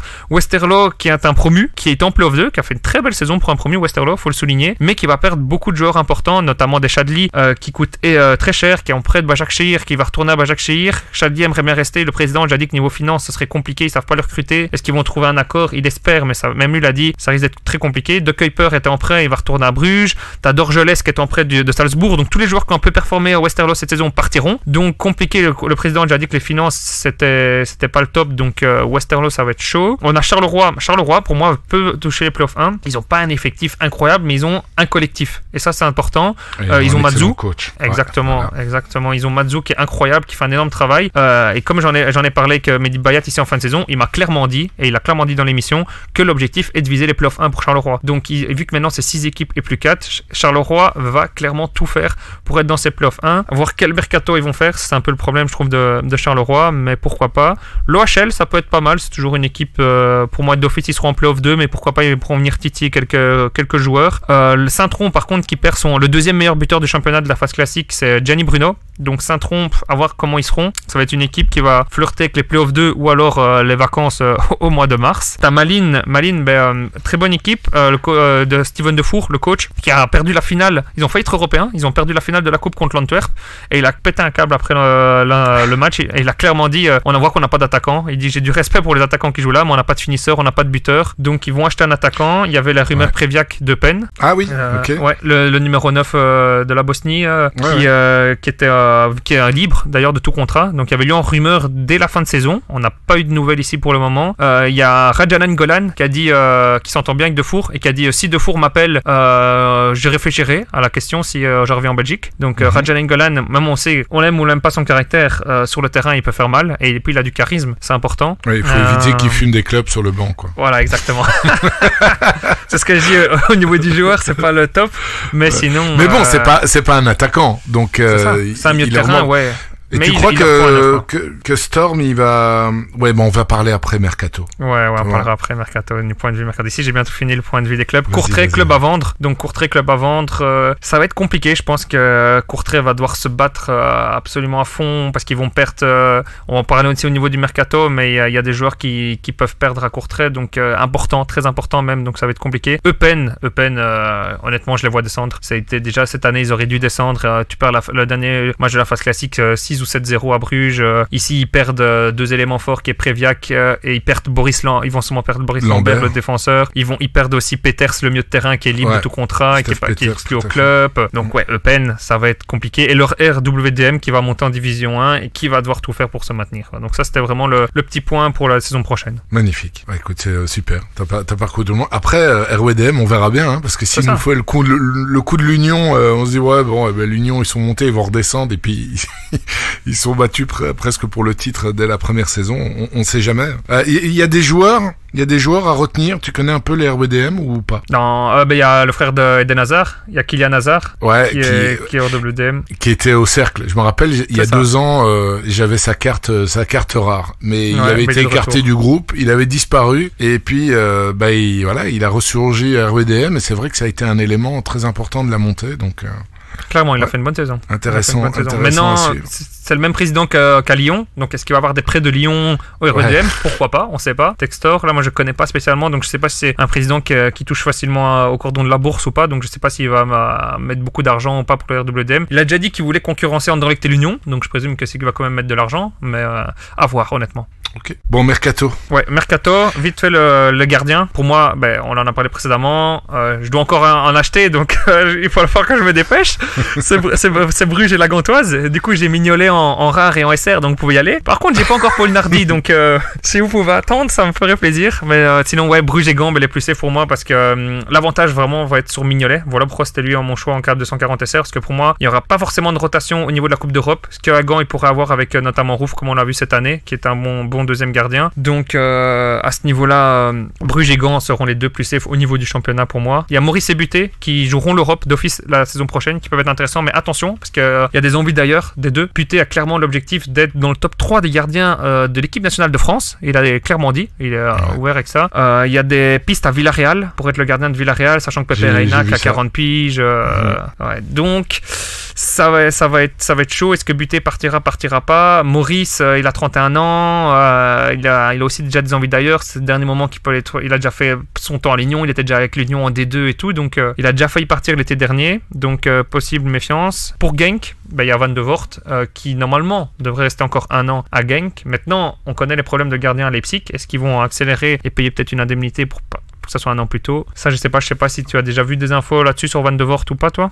Un peu, mais ça discute. Exactement. Donc à voir si effectivement ils sont prêts à payer. Sinon Gulacsi il est bon, hein. Il est bon quand il est pas blessé. Donc ouais, c'est ça. Donc écoute, à voir. À voir. Hein. Sinon le Standard Bodard. T'aimes bien Van de Voort? Non, pas du tout. C'est pour moi c'est vrai vraiment pas, c'est le FC surcoté quand on dit que lui il sera le futur. Carrément.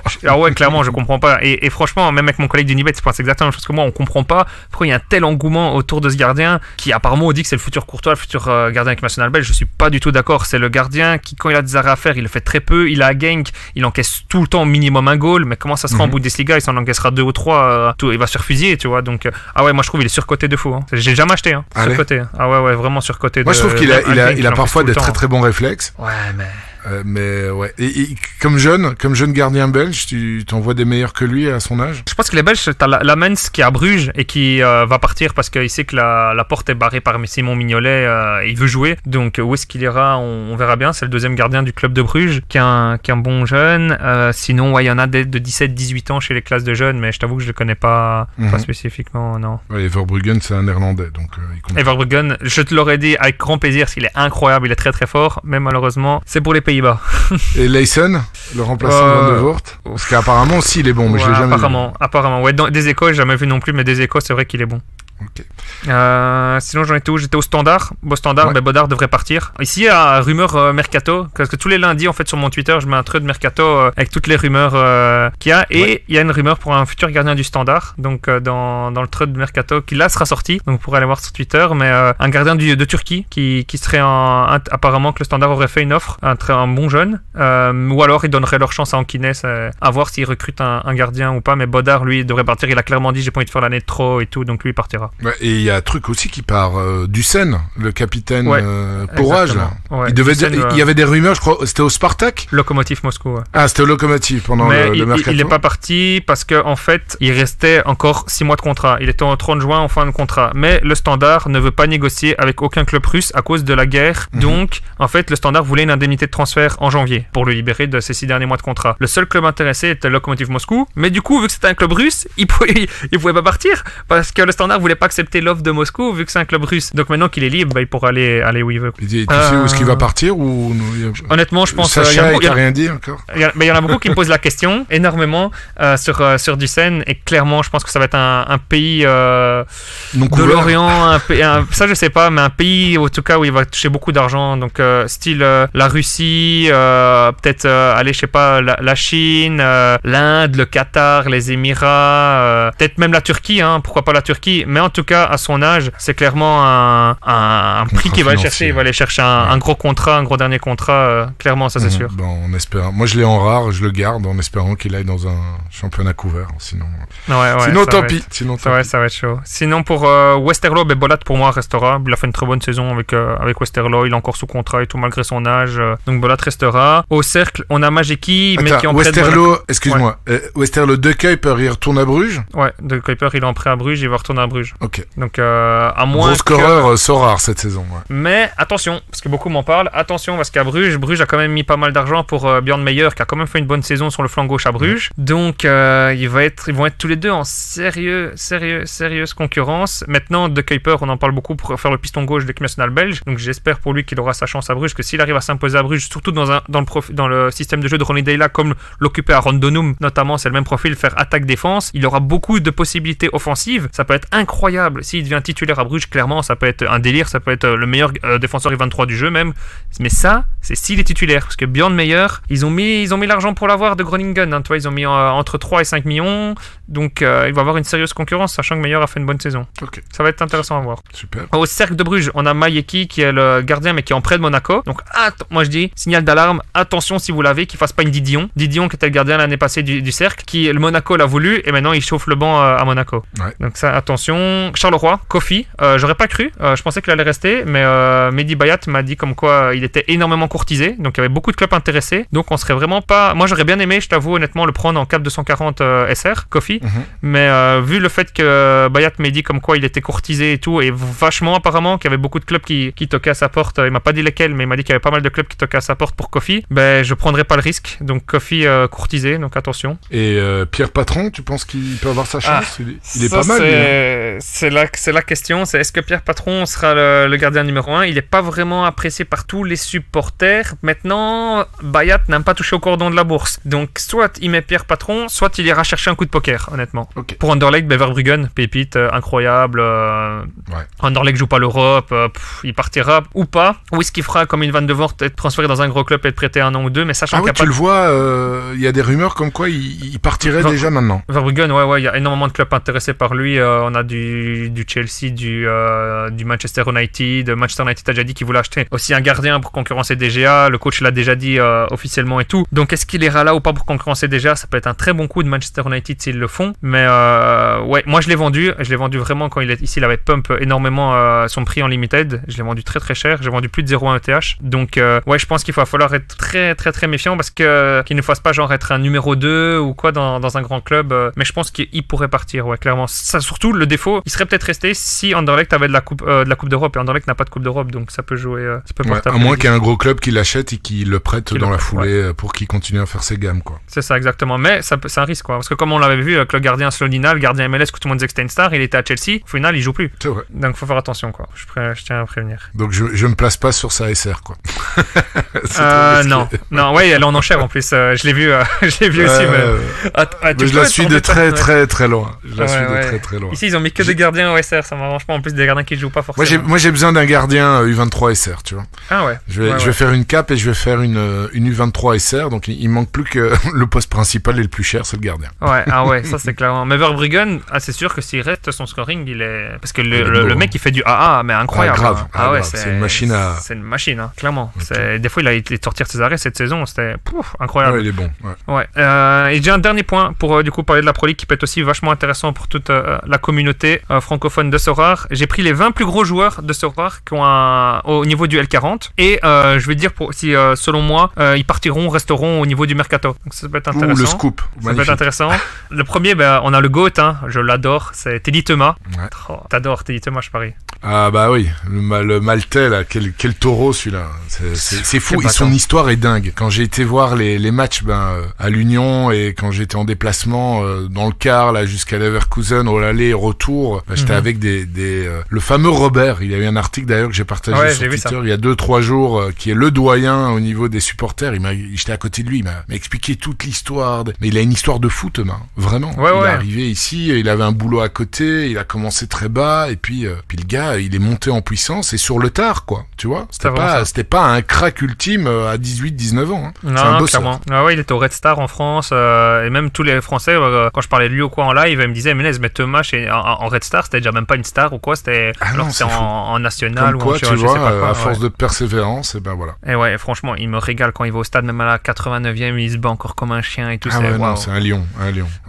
Mais lui, pour donc la saison prochaine... quoi alors moi, on m'a dit à l'Union, clairement, il y a... Voilà, je sais pas, je te laisse d'abord parler, vas-y. C'est du 50-50. Il a déjà failli partir cet été, honnêtement, et je le sais de sources quand même assez sûres, comme quoi il y avait Genk qui proposait un salaire de 1,2 million. Et comme quoi il disait que même si le Standard proposait 975 000, il allait au Standard. Il voulait jouer au Standard. Mais le Standard n'a rien proposé, tu vois. Ouais, il n'avait plus de sous. Mais donc il a vraiment failli partir cet été. Il est resté à l'Union, mais souvent pour la Coupe d'Europe et tout. Il a fait son bail cette année en Coupe d'Europe. Ici, il a dit, tout le monde dit que je pars, mais je partirai pas forcément. J'attends de voir si l'Union suit au niveau du financier et du sportif. Ouais. Donc, à voir si du coup il restera ou pas. Je veux dire, c'est du 50-50, même je dirais peut-être même plus du 60-40 pour qu'il parte, honnêtement, parce qu'il a déjà vraiment failli partir l'été dernier. Ouais, moi, l'Union, on m'a dit qu'il y avait quand même de grosses probabilités qu'il parte, mais effectivement, l'aspect financier est quand même assez important. Si les infos que j'ai reçues sont correctes, il a 500 000 euros par an, qui fait de lui un des salaires les plus bas pour le niveau de jeu qu'il a au niveau des stars. Donc c'est vraiment très très bas. Donc à voir si effectivement il y a moyen d'augmenter son salaire, mais c'est clairement un clubman aussi. Donc c'est vraiment ça. Et je te confirme, c'est bon les chiffres de 500 000 euros. Et c'est pour ça que je te disais qu'il touchait plus que 2 fois ça à Genk. Et que malgré ça, même s'il touchait moins, il aurait quand même été au Standard. Donc je pense que l'aspect financier est important pour lui. Mais attention que l'aspect sportif est quand même aussi vachement important. Donc ça, c'est aussi à prendre en compte. Le deuxième, Okumu, très bon défenseur de la Gantoise, qui pour moi, je pense, devrait rester.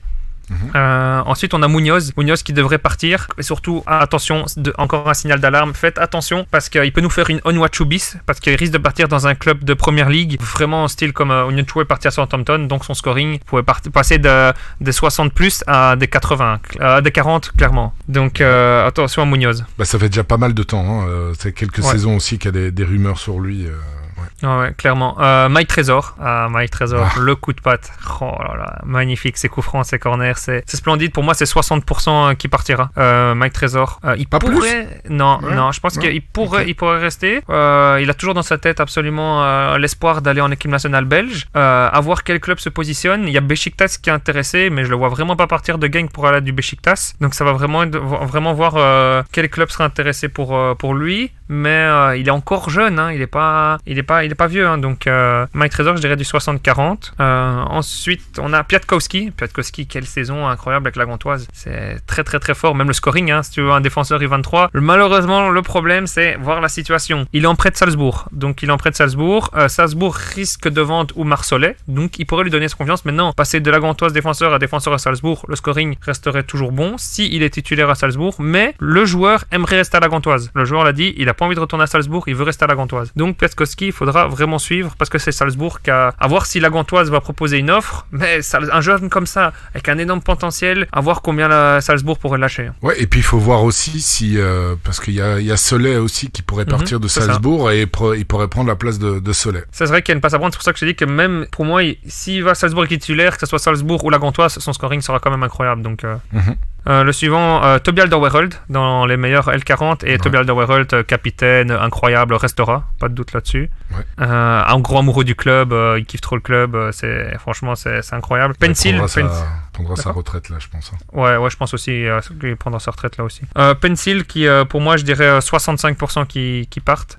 Pencil, il sort d'une bonne saison, il risque d'avoir une bonne offre avec un bon contrat, sachant qu'il n'aurait pas forcément été titulaire si Oyonn le jeune s'était pas blessé ou quoi, donc il pourrait partir. On a De Kuiper qu'on a parlé précédemment qui retourne à Bruges. On a Dussen qu'on a parlé aussi précédemment, que dans les tops en L40, Dussen c'est bye bye d'office, ça c'est déjà fait, et tout. J'étais au dernier match du Standard à domicile le week-end dernier et clairement, il a applaudi tout le stade et tout le stade. Il y a une partie du stade qui a chanté son nom et tout. Moi, je t'avoue que j'étais pas fan du joueur en vrai. Beaucoup trop lent, se faisait dépasser sur chaque accélération et tout, mais il a, on n'a rien à lui dire sur le fait de la combativité, des duels et de motiver l'équipe, esprit leadership, ça y a rien à dire. Mais sinon le type il est dépassé, il est beaucoup trop lent, mais il partira. Van Aken pour moi il va rester à Bruges clairement.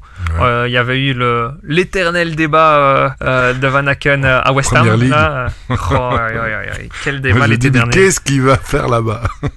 Franchement je crois qu'il allait faire une Nuachu là-bas. Ah ouais clairement tu joues le premier match et puis tu fais banquette. C'est vraiment ça. Mais du coup, je pense qu'il a prolongé jusqu'en 2027 avec revalorisation de contrat et tout, donc je le vois vraiment bien rester.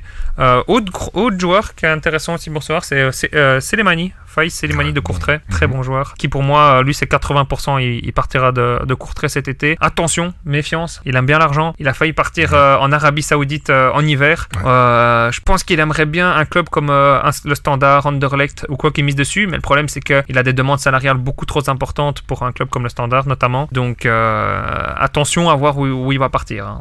On est à l'abri de rien. Le suivant, Zorgan de milieu de terrain de Charleroi, très bon jeune aussi, je dirais 70% que lui il parte il veut absolument la première ligue. J'en ai parlé avec Bayat et énormément demandé Zorgan, donc Zorgan, attention. Même en première ligue il est énormément demandé, Ben, lui veut absolument la première ligue, il m'a pas dit les clubs qui était intéressé par Zorgan, mais lui je sais qu'il veut absolument partir là-bas, donc s'il part là-bas ça peut faire une Onwatchu clairement, ça peut être dans un club qui va c'est dommage 40, parce que moi je l'ai en rare, tu vois. Et il m'a été bien utile en U23. Ah ouais, très très fort son scoring à Charleroi. Maintenant il est conscient que c'est grâce à Charleroi qu'il est là, donc si Mazou et Bayat lui disent allez tu fais encore une saison pour qu'on aille dans les playoffs 1 et après on te signe le club que tu veux, peut-être, tu vois. C'est pour ça que je mets 70 et que je mets pas plus, tu vois. Je pourrais même mettre 60, tu vois, mais il y a plus de probabilité qu'il reste, mais il y a quand même une probabilité qu'il reste. Attaquant, Kuipers, je vais aussi faire l'aparté et parler du crack, hein, du génie, de la pépite Orban, hein. C'est très très très très fort. Kuipers pour moi restera, il vient de signer, ça fait seulement un an qu'il est à la Gantoise, il va terminer meilleur buteur du championnat, il va jouer l'Europe avec la Gantoise, il va vouloir faire encore quelque chose de très intéressant l'année prochaine, donc je dirais pour plus ou moins 70-80% qui reste, parce qu'on est jamais à l'abri qu'il sort d'une belle saison, donc je pense qu'il y aura des offres pour lui, clairement, mais à voir quelle offre, mais il pourrait rester. Et par contre, Gift Orban, 90 à 95% de chances qu'il parte. Il est convoité de partout. Hein. Oh, c'était très. C'est un sacré coup, hein, quand même, de la Gantoise. Hein. Mais c'est surtout le fait de mettre, parce qu'ils l'ont quand même payé 3,5 millions pour un club belge, c'est quand même énorme. Mais payer un joueur comme ça qui vient des pays nordiques 3,5 millions pour, ça se trouve, c'est un coup de poker, il peut flop et pas s'acclimater au pays, quoi. Mais lui, à chaque fois que tu écoutes son interview, il t'a marqué 3 buts, il dit ouais, non, j'ai marqué 3 buts, mais j'ai raté cette occasion-là, j'aurais dû en mettre 4 ou 5. Moi, je veux marquer tout le temps, je veux tout le temps gagner, je veux jouer plus haut, je veux jouer dans les meilleurs clubs, je veux la Champions League. Arsenal, je veux pas l'Arsenal parce que c'est un trop petit club pour moi. Et il l'a dit, hein. Il l'a dit, donc il a sous-entendu comme ça. Il est sûr de lui. Ah ouais, vraiment, il a une confiance en lui incroyable. Mais il y a plusieurs rumeurs dans tous les clubs et tout. Il y a du Lille. À Lille, ça peut être vachement intéressant pour remplacer Jonathan David. Mais si par contre il va à Monaco qui prône souvent un jeu offensif, le scoring attaquant U23 à Monaco, ça pourrait être pas mal. Hein. Sinon, on a Vertonghen, il restera encore Anderlecht. Maintenant, attention, il reste qu'un an de contrat et il a dit comme quoi à la fin de l'année, il avait dit ça quand il arrive à Anderlecht, il a dit à la fin de mon contrat, je prends ma retraite. Donc normalement, il lui reste plus qu'un an à jouer sur Sorare. Donc attention. C'est bien, j'ai pris ça à SR récemment. Ah ouais. Mais en vrai, il pourra t'amener des paliers. Il n'y a pas l'Europe, mais il pourra t'amener des paliers. Mais si tu sais leur vendre avec une plus-value. C'est pour ça que je prends des vieux pas trop chers. En général, ils sont vite rentabilisés s'ils se blessent pas. Ça. Ouais. Surtout que Vertonghen, il peut te flinguer 3-4 mois comme il peut te taper des 100. Exactement. Lui, c'est comme ça. Il y a Kadri, très bon jeune de Courtrai, qui pour moi pourrait partir. Il a fait une très très bonne saison, excellent scoring sur Sorare. Je dirais plus ou moins 80% de chances qu'il parte. Il y avait des rumeurs à Bruges, par exemple. Bruges va devoir recruter à ce poste-là, parce qu'il y en a notamment des Noah Lang, des Noah Lang qui va partir, des Scovelson qui risquent de partir aussi et tout. Donc il y aura de la place pour Kadri. Et donc Kadri, très intéressant. Verbruggen, on en a parlé précédemment. Hugo Siquet, oh là là, incroyable. Il est bon lui. Hein. Incroyable. J'adore ce joueur. Je l'aimais déjà quand il était au Standard. Standard. Il est parti à Fribourg, je n'ai pas trop compris pourquoi il jouait pas. Et là, il a fait un excellent choix pour revenir au Cercle en Belgique et au Cercle de Bruges. Ah, il l'a encore prêté un an, donc ça c'est très important. Il y en a beaucoup qui ne le savaient pas. Il a encore prêté un an, c'est un prêt de 18 mois. Donc toute la saison prochaine, il sera encore au Cercle de Bruges. Il tire les phases arrêtées, c'est un U23, il fait du A-score, il peut faire du DS. La vérité, très très intéressant le petit Hugo Sique. Hein. On a Janssen, l'attaquant de l'Antwerp, l'attaquant phare. Il est tellement adulé par le club, par les supporters, mais il est surtout aussi payé excessivement cher. Un contrat de 5 millions qui touche annuellement. Pour la Belgique, c'est un prix astronomique. Et du coup, je pense qu'il va vraiment rester. L'Antwerp va jouer la Coupe d'Europe et tout, donc il est hollandais, le coach l'est aussi, donc c'est toute la spirale comme ça. Janssen, pour moi, il restera à l'Antwerp. Et le dernier, c'est Alzate, de Brighton, qui était prêté au Standard, qui devrait retourner à Brighton, parce que normalement, selon les rumeurs, ils vont perdre McAllister et sûrement Caicedo dans le milieu de terrain, donc peut-être donner sa chance à Alzate, mais apparemment, Ronny Deila le voudrait peut-être avec lui à Bruges, vu qu'il l'a connu au Standard, donc peut-être un Alzate à Bruges, pourquoi pas. Eh ben, magnifique. Donc, voilà. C'est une sacrée liste. Ouais, la communauté aura de quoi se régaler. Ah ouais, là, ça va aller partout, là. Dans tout le truc, les alertes, les machins, dit tel et tel joueur, c'est magnifique. Écoute, super. Excellent travail, dit. Excellente préparation, vraiment. C'est top. Ouais, bon, honnêtement, j'ai pas grand chose à rajouter, hein. Il y avait juste moi j'avais une question, Aliou Fadera, je le trouvais. On me la pose beaucoup cette question. C'est vrai, toi aussi?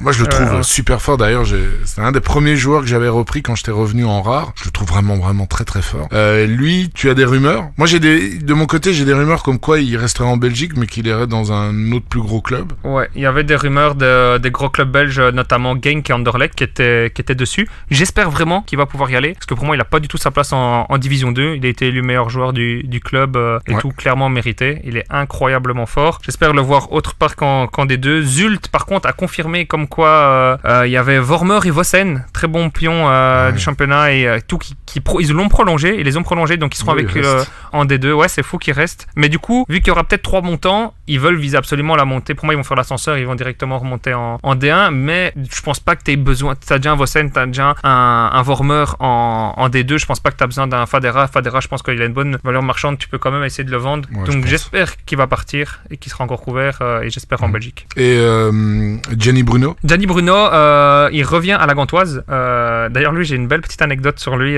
Il a failli partir à Charleroi, mais ça s'est pas fait d'un point de vue financier. Il voulait même être payé moins cher, mais Bayat, qui est vraiment proche de son argent et tout, a pas voulu mettre la demande salariale de Bruno, qui demandait quand même moins que ce qu'il touchait à la Gantoise et à Saint-Tron. Et vu la proposition, il a dit on rigole ou quoi. Mais voilà, c'était la petite anecdote qu'il a failli à la Charleroi. Mais ici, il revient à la Gantoise, du coup, parce qu'il était en prêt de Saint-Tron, et il a dit comme quoi il avait envie de tenter sa chance à la Gantoise. Donc si Orban part, il y aurait une place à prendre. Maintenant, ce serait une lutte entre lui, parce qu'il a fort un peu le même profil que Kuipers, donc ce serait entre lui, Kuipers et Tissoudali pour 2 places. Compliqué, hein. Compliqué, ouais. Donc, mais maintenant, ils vont jouer 3 compétitions et tout. Il y aura besoin de rotation, de Poitre. Pour moi, il a fait son temps, donc.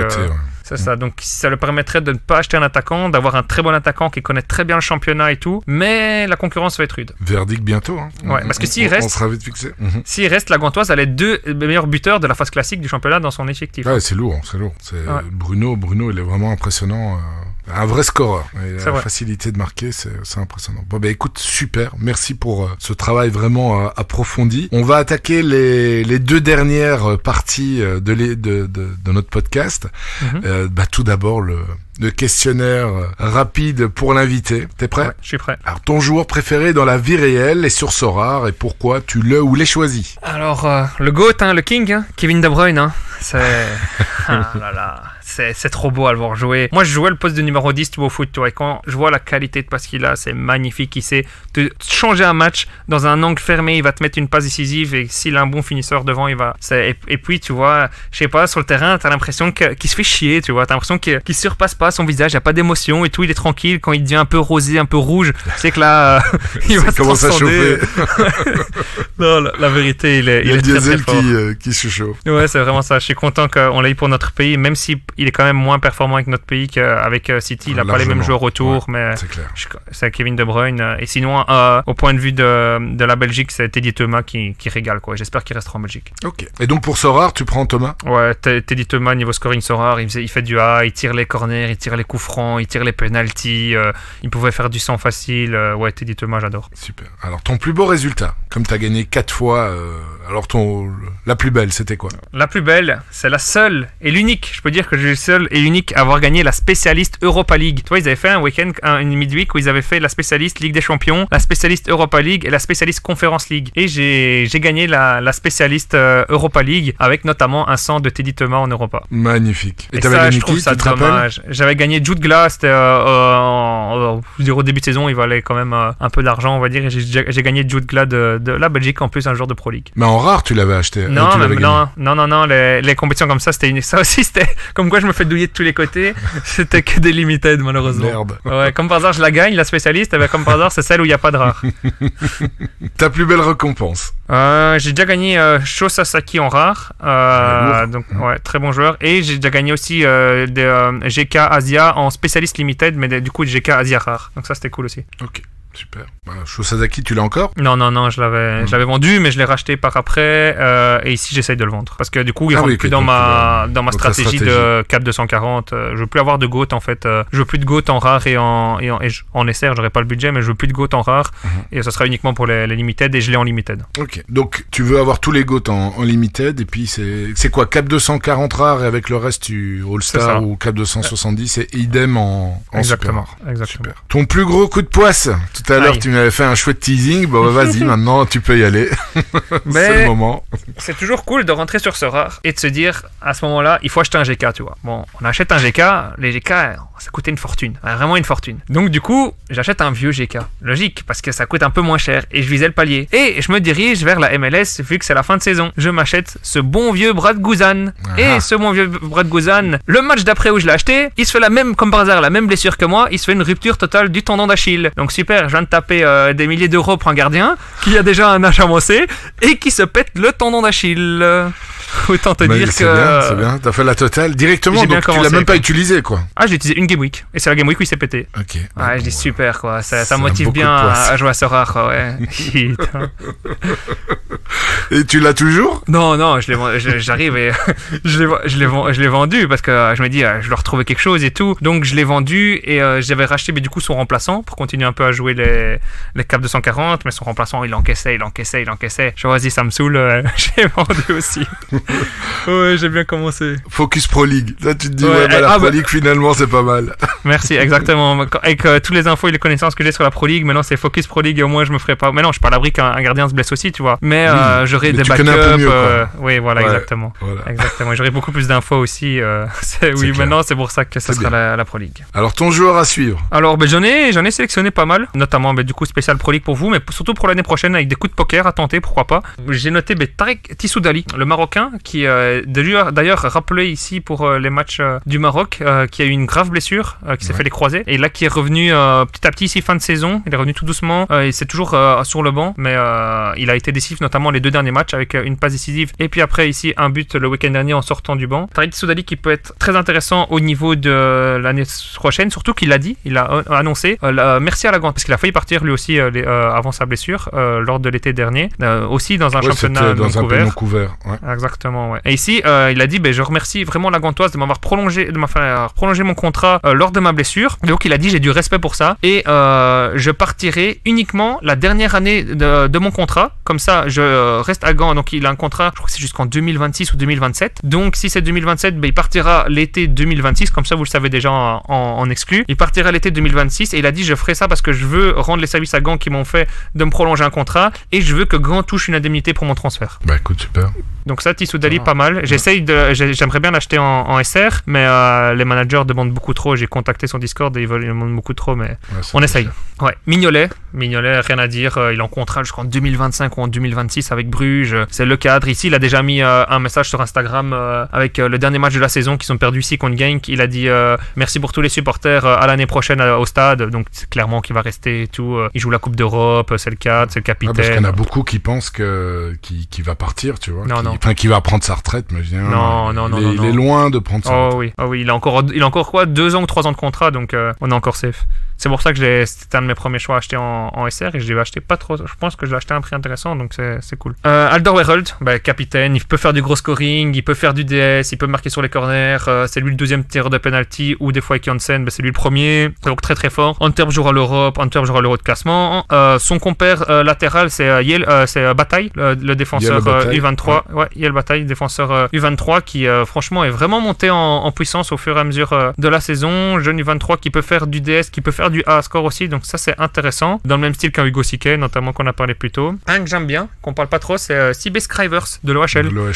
Ouais, il a eu quand même une blessure importante, il est revenu ici sur la fin de saison, il a fait un bon scoring, c'est un bon joueur, je l'aimais déjà bien quand il jouait plus haut et tout, donc c'était vraiment fort. Et le dernier petit conseil, c'est Watanabe, défenseur de Courtrai, qui est courtisé par la Gantoise et Bruges. Il faisait déjà du bon scoring à Courtrai, s'il est à Gand ou s'il est à Bruges, qui est dans les 2 équipes que j'ai conseillées, ça peut être vachement intéressant. Pas mal de pistes à suivre. Et alors, dernière question, si tu avais Nicolas Julia devant toi, qu'est-ce que tu aurais envie de lui dire? Tout d'abord, la première chose, merci d'avoir créé Sorare, parce que je sais pas si ma compagne dit merci, mais ça demande du temps. C'est quasiment chaque fois la même réponse, tu vois.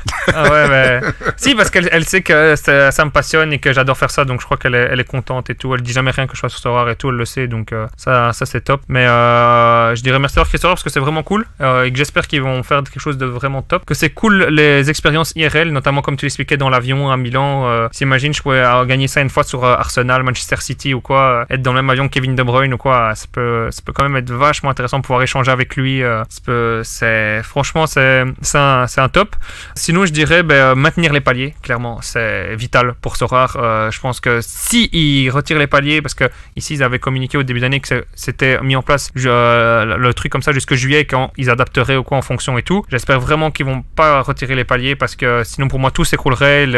Parce que je sais qu'il veut un jeu de collection, mais il faut pas oublier comme quoi il faut qu'il y ait une rentabilité, et les paliers permettent aux personnes d'être là. J'aimerais bien voir qui continuerait à mettre de l'argent dans Sorare s'il n'y avait plus les paliers, ou plus un retour en rendement avec de l'ETH et tout. Donc continuer à mettre les paliers, surtout garder ça, c'est le plus important. Et la dernière chose, je dirais, j'aimerais bien voir des pubs télé de Sorare, notamment sur les grandes chaînes francophones, sur TF1 ou chez nous en Belgique, sur RTL, sur la 1, sur la 2, lors des mi-temps des matchs, avant match, après match, un peu comme on a avec les paris sportifs, les marques de bière par exemple. On a quand on regarde la Ligue des Champions, il y a toujours sans la citer, cette marque célèbre de bière qui est là. J'aimerais bien voir une petite pub de Sorare, ça peut être vachement intéressant pour attirer plus de monde et essayer de se faire connaître comme FIFA est connu, comme le jeu de foot est connu, qui maintenant se passe à EA Sport FC, mais comme c'est connu, je pense que ça pourrait être vraiment bien, et pour ça j'aimerais vraiment bien voir des pubs Sorare, parce qu'à chaque fois que je parle de Sorare à quelqu'un, il connaît pas Sorare, donc je pense qu'il y a vraiment quelque chose à faire là-dessus. Ok, bon on est arrivé au bout. Il y a encore quelques petites questions, quelques questions Twitter. Alors François de Vieux-Art, moi je le salue, c'est lui qui m'avait invité un jour à un match en VIP à Charleroi. Il m'avait dit.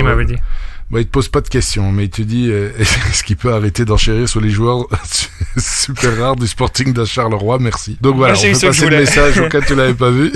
Ouais, j'ai eu ce que je voulais. D'ailleurs, si une fois tu veux qu'on aille voir un match ensemble en VIP à Charleroi, ce serait grand plaisir, parce qu'Unibet est le sponsor principal de Charleroi, donc j'ai les places en VIP et que le repas est tout compris, donc ce serait grand plaisir. Écoute, je te dis oui directement. Voilà, le ça serait grand plaisir. Et t'as vu que j'ai gagné aussi la fameuse tombola là. Ah ouais, comme maillot aussi, là. Ouais, mais j'ai gagné 2 places aussi. Donc 2 places pour la saison prochaine de Charleroi. Parce que ça se jouait, c'était le tournoi en fait des Spirou de Charleroi. Enfin Spirou Proximus maintenant, je sais plus, enfin soit, bref. Et donc il y avait 2 places à gagner dans le lot, et je peux choisir le match. C'est mieux ça. Donc c'est sympa, je vais prendre un petit. Tu sais que tu vas prendre un Charleroi Standard, quoi. Ouais, Anderlecht. Toi t'es supporter du Standard? Moi je suis abonné au Standard, mais Charleroi Standard, il y a une belle c'est pour ça que j'entendais souvent le Standard. Ouais, moi de cœur, enfin depuis toujours, ça a toujours été Anderlecht, mais bon, je suis bruxellois, donc Union, c'est très bien aussi. Et RWDM, ça pourra le faire aussi.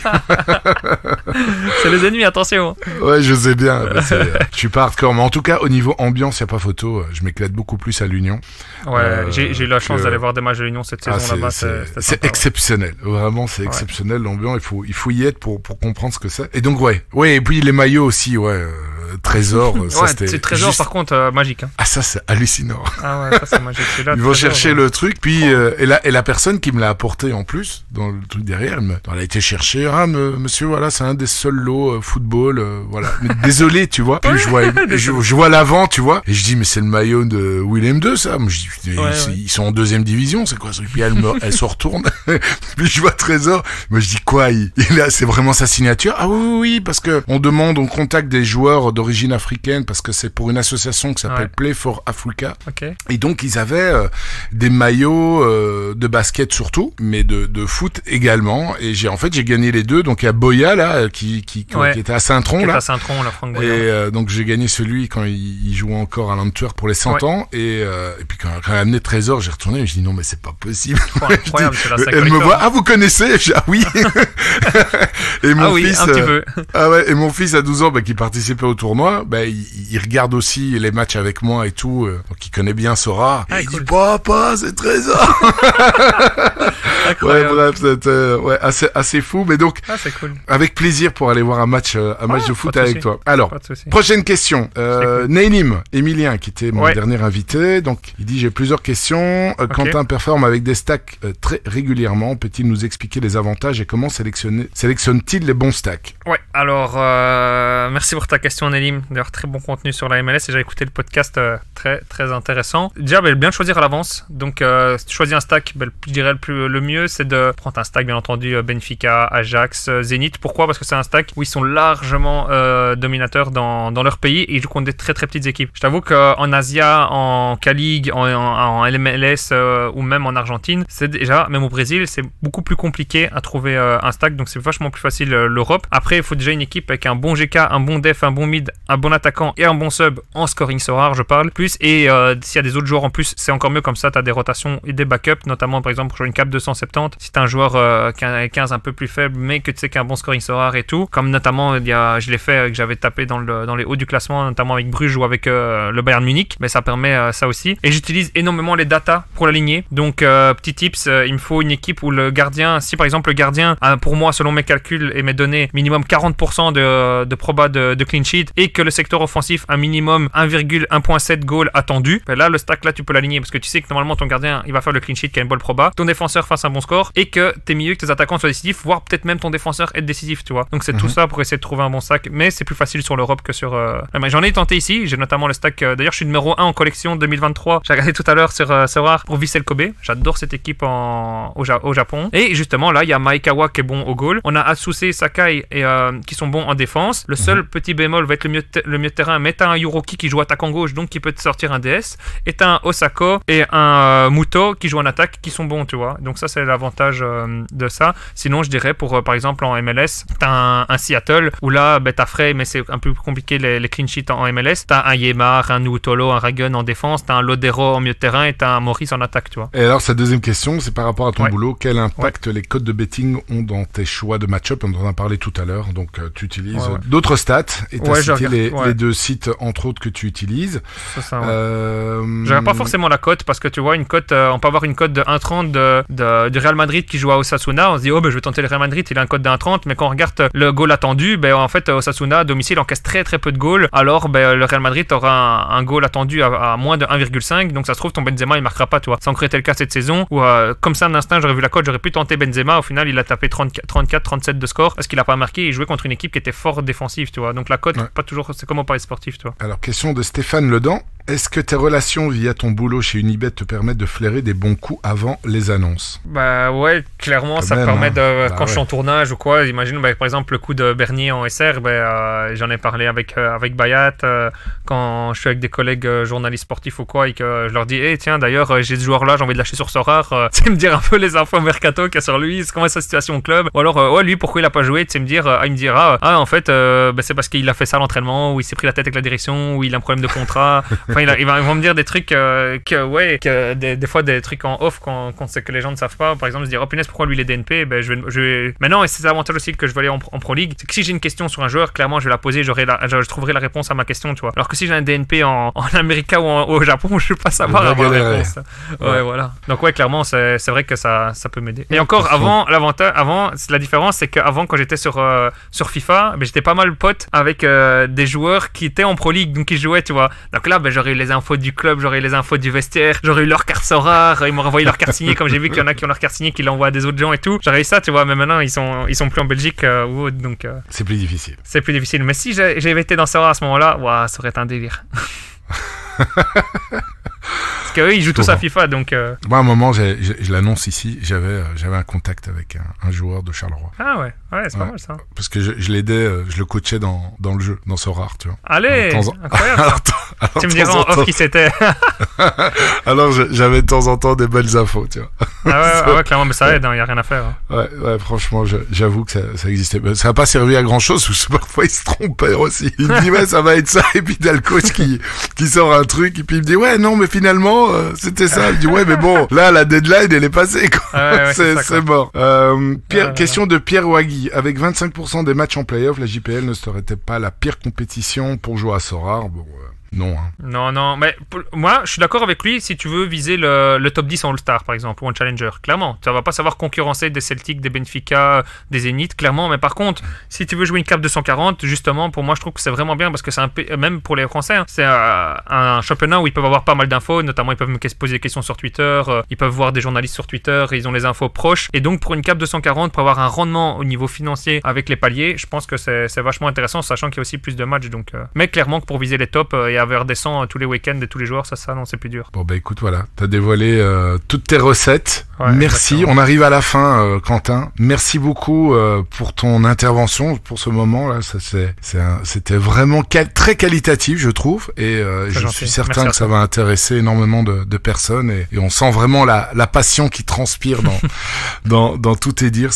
C'était vraiment chouette. Merci à toi surtout, Mehdi, et moi je tenais aussi à le dire sûrement au nom de tout le monde et toute la communauté francophone. C'est parce que je le dis ici, parce que j'ai toujours dit, toujours pensé, j'écoute toujours les podcasts, et merci à toi de mettre les podcasts comme ça, parce que ça fait déjà d'avoir du Sora, qu'on est dans sa voiture, qu'on est dans le train pour aller à l'émission Unibet, quand je reviens du boulot, que je suis dans la voiture, je mets mes écouteurs, je me cale l'émission et que là que j'écoute ça, et c'est toujours un kiff d'entendre une autre vision et une autre vue des autres managers, et même des fois d'avoir des petits tips, des petits conseils, ou des fois des petits changements de stratégie ou quoi. Donc c'est vachement cool, et donc force à toi pour continuer là-dedans. Bah écoute, merci à toi, et force aussi à toi parce que t'es aussi très prolifique au niveau des contenus que tu crées, et j'espère qu'un jour bientôt on pourra se voir et assister à un match à Charleroi. Avec plaisir. Salut, à bientôt. Salut, ciao. Encore merci à Quentin et à vous pour avoir écouté cet épisode jusqu'au bout. S'il vous a plu, on vous remercie de le partager autour de vous et de mettre 5 étoiles sur la plateforme que vous utilisez pour écouter notre podcast afin de lui donner la meilleure visibilité possible. Il ne me reste plus qu'à vous souhaiter, comme d'habitude, des excellentes Game Week et des jolis rewards. C'était Magic Mehdi de Mediasorar.com. Mediasorar, le premier podcast francophone dédié à Sorar.